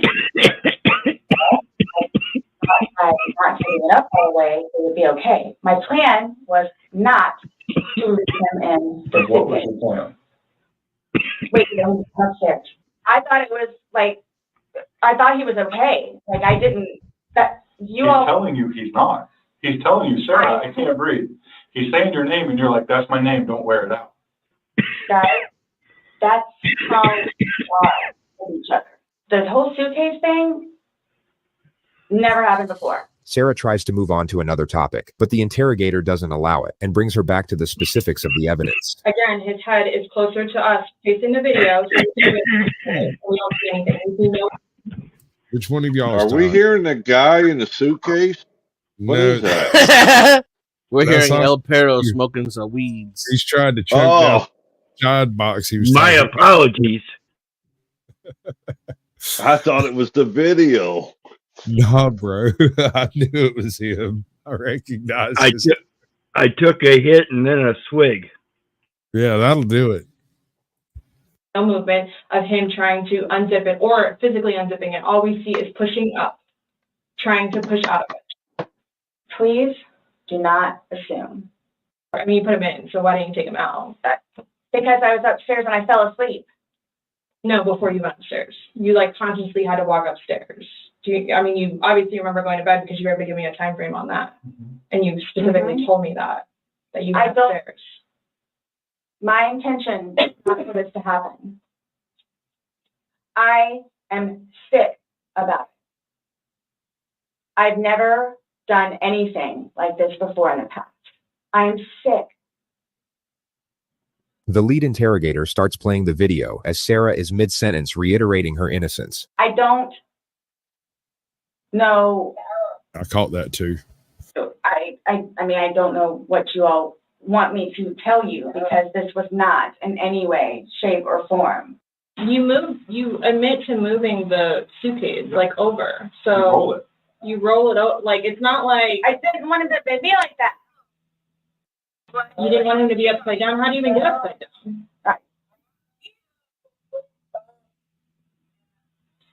You guys are killing me right now. I don't know how. I don't Actually, you're well aware that that happens after the trial. know how. You mean like you were killing him in I the didn't. suitcase? You see, you're killing us with cringe right now. I'm out, Right? guys. Be blessed. I'll be back if you're still on. All right, brother. I'm probably going to end it in a few minutes as soon as we get done with this. I'm starving. I got some pizza in there, and I can smell it. I didn't mean to leave him in there. What's your reasoning for not calling 911 sooner? Because I didn't know what to do and how horrific it was. I called Ryan, and like what, 5 minutes later, I called you guys? Not even 5 minutes. And they were continually doing CPR with the dispatch on the phone. So when he asked to be let out, like what's your reasoning for not letting him out? When I was upstairs? No, when he's asking on the video, he asked multiple times. He asked to be let out. I can't breathe. What, like, why didn't you let him out? Well, number one, I had no idea it was going to end like that. Okay. Number one. Okay. Number two, just, you know what? I'll give you 5 minutes or so. I'll give you 5 minutes or so. 5 minutes for what? This was an absolutely imperative. You see that look, Denizen? Yeah. This is a stabber. She might have clunked him in the back of the head and put him in there. He woke up later inside. She was laughing. Yeah, it's evil. That's cold. Imperative moment to allow the suspect to elaborate, but the lead interrogator cuts her off. Well, based off the video, one video is at 11:12 and the next one's at 11:23. So you actually gave him at least 11 minutes per video recording. So my thing is, when it stopped, he asked multiple times. I mean, why? Why did you not let him out? It's just a simple question. To be honest with you, I mean, Were you punishing him? no. Just Well, that's what you're saying. in That's this what it video. says. That's literally what you're saying in the video. Is how does it feel? How do you like it? How do you like it now? For all the things. How do you that like me now? But how Right. did she get him in there?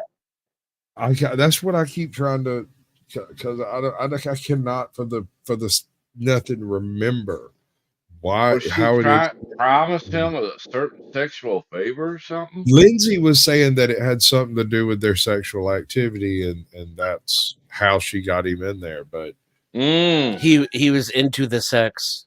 Once you're That's what into the sex, it's all over. Once you have the sexes, it's all over. But was he having sex with her or the suitcase?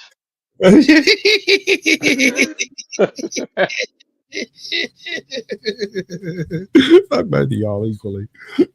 This is what you make me feel like. see, and then it's all backfired on me. I will never drink alcohol again. Oh, you're right. I don't care You're what it right. is, House shape, hooch. or form. I'm But let's get back to this. When he's begging for his life, telling you he can't breathe, let me out, and you say, fuck you, why don't you just let him out? What are you trying to prove to him? There was obviously something in your head that you were thinking of. And he was Bro, there is no one on this earth I would trust enough to climb into a fucking suitcase and close it. Yeah. I won't climb into a trunk. You cannot pay me enough to get into anything. Dude, hell no. Hell no. She might get her some toilet hooch. asking to be let out, and you're like, again, it's the boy calling wolf. And it's not fair. It is not fair. You guys are trying to, again, he's in there. Night, night. He's begging for his life, telling you he can't breathe. I don't know what you want me to tell you. Like, I don't. I didn't intentionally mean for this to happen. But my question is, why didn't you just let him out prior to going up? I don't know why. He's begging to be let out. He's not laughing. He's not having fun. So are you guys, so what is it you're trying to, like? We're just trying to figure out why. We're trying to say you have the right to remain silent. Anything you say can and will be Right. used against you in a court of law. If you cannot afford an attorney, you could have asked for one 49 minutes ago. But you're a moron. What's up, Bigfoot? Why do I have a Bigfoot picture? Because I'm the Caucasian Sasquatch, bruh. welcome to the family. How's yous doing? So if you hunt around on my channel, you can probably find somewhere where I tell you about my what day is Wednesday, my hobo in a fur coat story. Well, I mean, I never could decide whether it was Bigfoot or a person in a fur coat. So on odd days, it's person in a fur coat. In Georgia, a fur coat. In August. Gotcha. And a heat In wave. August, no less. Yes. That's what I'm telling you, man. Like, I'm not completely convinced, but I'm not convinced either. I lived in Georgia in August before. Makes perfect sense to me. Dude, you can smell land on the sidewalk. It gets hot as fuck. Humid as hell. Why?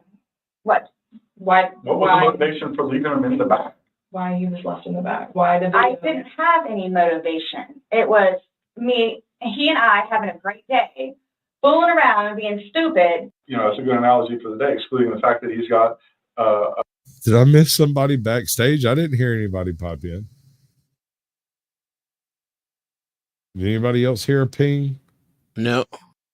Well, somebody popped in and left me a message back here talking about how his stream's way better and my stream is trash. Uh-oh. Oh, yeah, no. I don't know what I'm going to do. My entire existence is shattered. I'm crushed. I'm just going to quit YouTube. Oh, no, wait. Hold on. I don't care. That's it. It's over. Your career's over now. It's run. Yeah, Someone left a backstage message. a bump on the back of his head, a bump on the front of his head, and his lip is busted, and he has a Oh my bump on gosh. his eye. I mean, I don't know what you all want me to tell you. Like, this is not fair that you all are assuming that that's from me. where else did it come If from? you were, say it's opposite, you were in the suitcase and you're asking to be let out, should they not let you out? Eventually. I'm guessing. I mean, I'm blaming it on the line. Blaming it on the line. Talking to you, everything was laughing and fun. Now we're watching a video where it's not laughing and fun. He's begging for his life, and you are in a very angry voice telling him to fuck off. Hey, now. No, it's not fair that you guys keep trying to say that that's what I did. And If he could push it open, why wouldn't he have gotten out himself? Why would he beg you to open it? tell you he can't breathe. Okay. If someone can do something for themselves, they're going to do it. They don't need assistance. What's up, ATL, baby? Welcome in. You up a little late tonight, ain't you? Scotty Waddles, what's up, my brother? Bigfoot Thompson, really? Lay hands on each other. No. No. I don't have anything. You're right. You're telling us that we're assuming stuff, but what we're simply doing is telling you what we saw in the video and you told us. I understand. Because I don't remember that. Okay. Doesn't mean it didn't happen just because you don't remember it. Sarah now gets freaked out by the male detective. She thinks he's texting someone about her, which creates an absurd yet hilarious moment. So is the texting thing something about me? Like what's the what? Texting? Oh, no, I'm texting. So I have one last question. You realize you're the person that killed him, right? I thought about that. Okay, you left him in the bag when he's begging you, saying, I can't breathe, let me out. And you said, fuck you. Not intentionally. You got up and you went up to bed. You all? Please sit down. Listen to me. Doesn't everybody have sex in a suitcase? Chuck, I need to know immediately. God damn it, Chuck. I need to know. Yeah, We're not dodging this one. I got to know, brother. When was the last time you had sex in or with a suitcase? In or with? Never. Hold on. What's that fucking video? I said, baby, oh, sweet baby. I didn't mean a word that I said. Oh, now tell me that you still love me when we talk it over in bed. The suitcase. The suitcase. You remember the video to that song? All of the people come up that like somebody comes in, lays suitcases on the bed, and all of the performers pop up out of the suitcases. Oh, that'd make a hell of a Broadway show. Oh man, I might have to do some dub work on that. That'd go with Meth Gator. Meth Gator, we got to get Meth Gator off the ground, y'all. Listen, we desperately need somebody to volunteer to make us a fucking movie because I want to watch it. Wait, no, I'll help make it. That's fine. We can work You on could it. definitely turn this into a Broadway comedy. This suitcase event. Right? Oh God. I could see dancing suitcases. Falling down know? the spiral staircase. That's like an escalator that continually just an endless. Shut up. Stop it. Not intentionally kill him. Screaming, fuck you. This is what it feels like when you're choking me. There's still feelings towards it. You wouldn't say it if you didn't feel it. You flipped the bag around several times. I didn't do that intentionally. You didn't intentionally. She's going with the intent defense. We call it a baggage claim. I do that. Well, you Good told us question, you you did did. it. When he was upside down. Right. Well, you had to put him upside down. You can't get in a suitcase upside down Yeah. because It hadn't been on its back with the lid open for him to get in there, for you to zip it up. Then it shows it on the other side with him in it. So you had to flip it to there. Then there's another video where it's on his back again. So you had to. I'm leaving it like this, please. I'm leaving it like this. I did not intentionally do this. You left him in there. You did trying to dance around the time. You left him in there. This is not. You didn't leave him in there. It's not cool. Like, this is not cool. It's not cool. You intentionally left him in there and left the room. You went upstairs to a different room. I would do anything. He's playing a different game now. we gave up checking up on him. Yeah, no, we're no longer asking if she's guilty. They are now stating. Yeah. We got you on manslaughter already, so now I'm gonna keep cranking this until I can start getting murder 2, maybe even murder 1. Right, exactly. A confession you keep poking. Although the video, I mean, there's nobody going to find her innocent. There's no way. Right. Suitcase. Oh gosh. Anybody looking at it doesn't. I don't think anybody would look at that video and go, "George is having fun right now." The discourse repeats itself a few more times, and then Sarah brings out her list of questions. So, am I getting my phone back? No. Not today. What about losing his laptop? No. Not today. Not today. How do I go about getting his wedding ring, engagement ring? It's at the medical examiner's office. It'll come to us eventually, and then It'll be released to oh, the next family. of kin. Yeah. Okay. I bought it for him. That is a civil issue. It was on his finger. It goes to them. They're the ones that are going to release it. We don't have any say in that. So I won't get that back. So, what's next? They're going to come and swab your fingers. No, I'm talking about like in the long run. Like, what do I need to like? Do I need to be doing something or like? I can't tell you. They're like an hour and 25 minutes ago, young lady. You should have asked for a lawyer. Yeah. Then. And because all of everything you've said in here will do nothing but take this from manslaughter to murder 1. Right? Yeah, story I was reading a couple of weeks ago, I don't know how much validity there is to it, was that she went through so many lawyers because all she wanted them to do was get a hold of HBO and Netflix to try to sell her story. That's so that she can afford a better lawyer. Instead of the public defenders? Probably. That would be my guess given the circumstances. I mean, she don't Would make exactly sense. like shitting high on the hog. Because she has to keep the suitcase too. Maybe she wanted to demonstrate on the lawyers how the suitcase worked. Wonder what he'd offer, what she'd offer them. No, I don't know, man. I'm still hung up on how she got him in the suitcase in the first place. I'm thinking she might have drugged him and clocked him on the head or something, or got him really, really drunk. But even then, dude, I'm not sure I've ever been drunk enough that you could just stuff me in a fucking suitcase. I mean, Well, maybe. drunk people are pretty limber. True. So that may be what she did. Bro, I've had 6 people try to force me out of a fucking bar when I was hammered. They couldn't do it. So Yeah, I'm talking about if he suitcase? was unconscious at the time. Yeah. But still. But if he was unconscious, if he was fucked up and drunk and unconscious when he got in, how was he awake 20 minutes later to be filmed? Yeah, that's true. That's Like, true. There's this big hump between. He had There's to have gotten in something. that thing willingly. He had to have climbed in there willingly. I cannot think of anything she could have done to force him into that suitcase.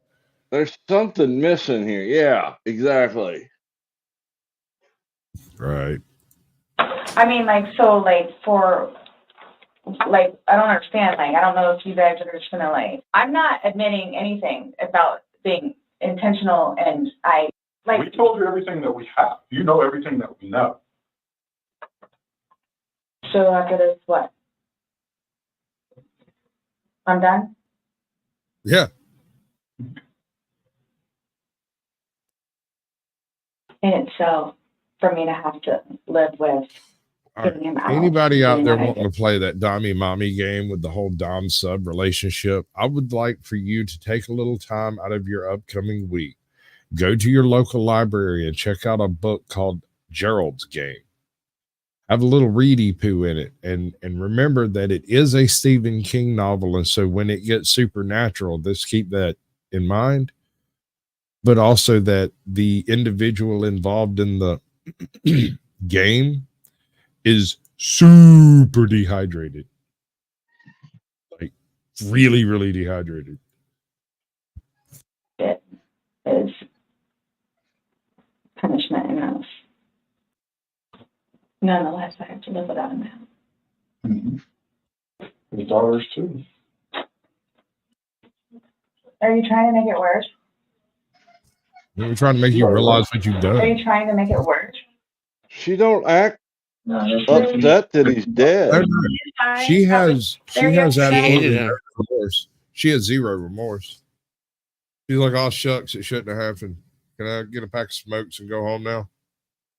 And my Dr. Pepper. Yeah. Well, Dr. Pepper addiction is a real thing, bro. I'm wondering if something was in the Dr. Pepper that she slid to him. But not so dehydrated like a zombie, so dehydrated she's hallucinating stuff. There's a whole section of that book that goes completely off the rails that just makes no sense. And it only ties back in towards the end of it, I think in the extended version, where the chick is at somebody's house recovering from her ordeal and sees the person that she thought she saw in her hallucinations on trial. Right. Wormhole and take her chances in a separate dimension. It's not a trick question. To the best of my knowledge? To the best of your knowledge. Everything that you've told us today is true and accurate to the best of your knowledge. Yes, but it was not intentional. Okay. Okay. Yeah. HP Nubcraft is well read in this field. He's got a bit of it. How far did you get through the flag? I don't know, what would you call it, trifecta? Because he's in the Stand, the Dark Tower, the Eyes of the Dragon. There's another one. There's another thing where they reference RF. Can't remember what it is. Anyway, I'm hungry. I'm starving. Marvin. I'm gonna go eat my pizza that I got. Alrighty. Chuck, I appreciate you coming through, bud. Everybody in chat, much love. Don't let the man get you down. You got anything you want to say, D?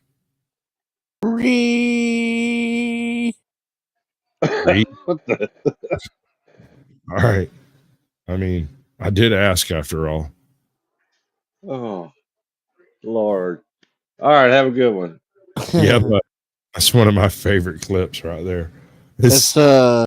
it's when somebody Derek called said- Paul Daddy, Yeah, wasn't Derek called Paul Daddy. Yeah, I think Paul it was. Daddy. That was his visible response.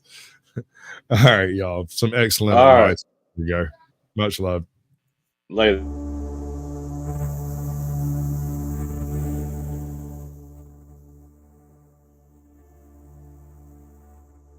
Ladies and gentlemen, class of 99, wear sunscreen.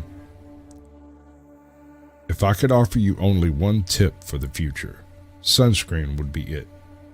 The long-term benefits of sunscreen have long been proven by scientists, whereas the rest of my advice has no basis more reliable than my own meandering experience. I will dispense this advice now. Enjoy the power and beauty of your youth. Oh, never mind, you will not understand the power and beauty of your youth until they faded. But trust me, in 20 years, you'll look back at your photos of yourself and recall in a way you can't grasp now how much possibility lay before you and how fabulous you really looked. You are not as fat as you imagine. Don't worry about the future, or worry, but know that worrying is as effective as trying to solve an algebra equation by chewing bubblegum. The real troubles in your life are apt to bring things that never crossed your worried mind. The kind that blindside you at 4 p.m. on some idle Tuesday. Do one thing every day that scares you. Sing. Don't be reckless with other people's hearts. Don't put up with people who are reckless with yours. Floss. Don't waste your time on jealousy. Sometimes you're ahead, sometimes you're behind. The race is long, and in the end, only with yourself. Remember compliments you receive. Forget the insults. If you succeed doing this, tell me how. Keep your old love letters. Throw away your old bank statements. Stretch. Don't feel guilty if you don't know what you want to do with your life. The most interesting people I know didn't know at 22 what they wanted to do with their lives, and some of the most interesting 40-year-olds I know still don't. Get plenty of calcium. Be kind to your knees. You'll miss them when they're gone. Maybe you'll marry, maybe you won't. Maybe you'll have children, maybe you won't. Maybe you'll divorce at 40. Maybe you'll dance the funky chicken on your 75th wedding anniversary. Whatever you do, don't congratulate yourself too much or berate yourself either. Your choices are half chance. So are everybody else's. Enjoy your body. Use it every way you can. Don't be afraid of it or what other people think of it. It's the greatest instrument you'll ever own. Dance. Even if you have nowhere to do it, but in your own living room. Read the directions, even if you don't follow them. Do not read beauty magazines. They will only make you feel ugly. Get to know your parents. You never know when they'll be gone for good. Be nice to your siblings. They're your best link to your past, and the people most likely to stick with you through the future. Understand that friends come and go, but for the precious few you should hold on. Work hard to bridge the gaps in geography and lifestyle, because the older you get, the more you need the people you knew when you were young. Live in New York City once, but leave before it makes you hard. Live in Northern California once, but leave before it makes you soft. You should travel. Accept certain inalienable truths. Prices will rise, politicians will philander, you will get old, and when you do, you'll fantasize that when you were young, prices were reasonable, politicians were noble, and children respected their elders. Respect your elders. Don't expect anyone else to support you. Maybe you have a trust fund, maybe you'll have a wealthy spouse, but you never know when either one might run out. Don't mess too much with your hair, or by the time you're 40, it will look 85. Be careful whose advice you buy, but be patient with those who supply it. Advice is a form of nostalgia. Dispensing it is a way of fishing the past from the disposal, wiping it off, painting over the ugly parts, and recycling it for more than it's actually worth. But trust me on the sunscreen, that's a fact.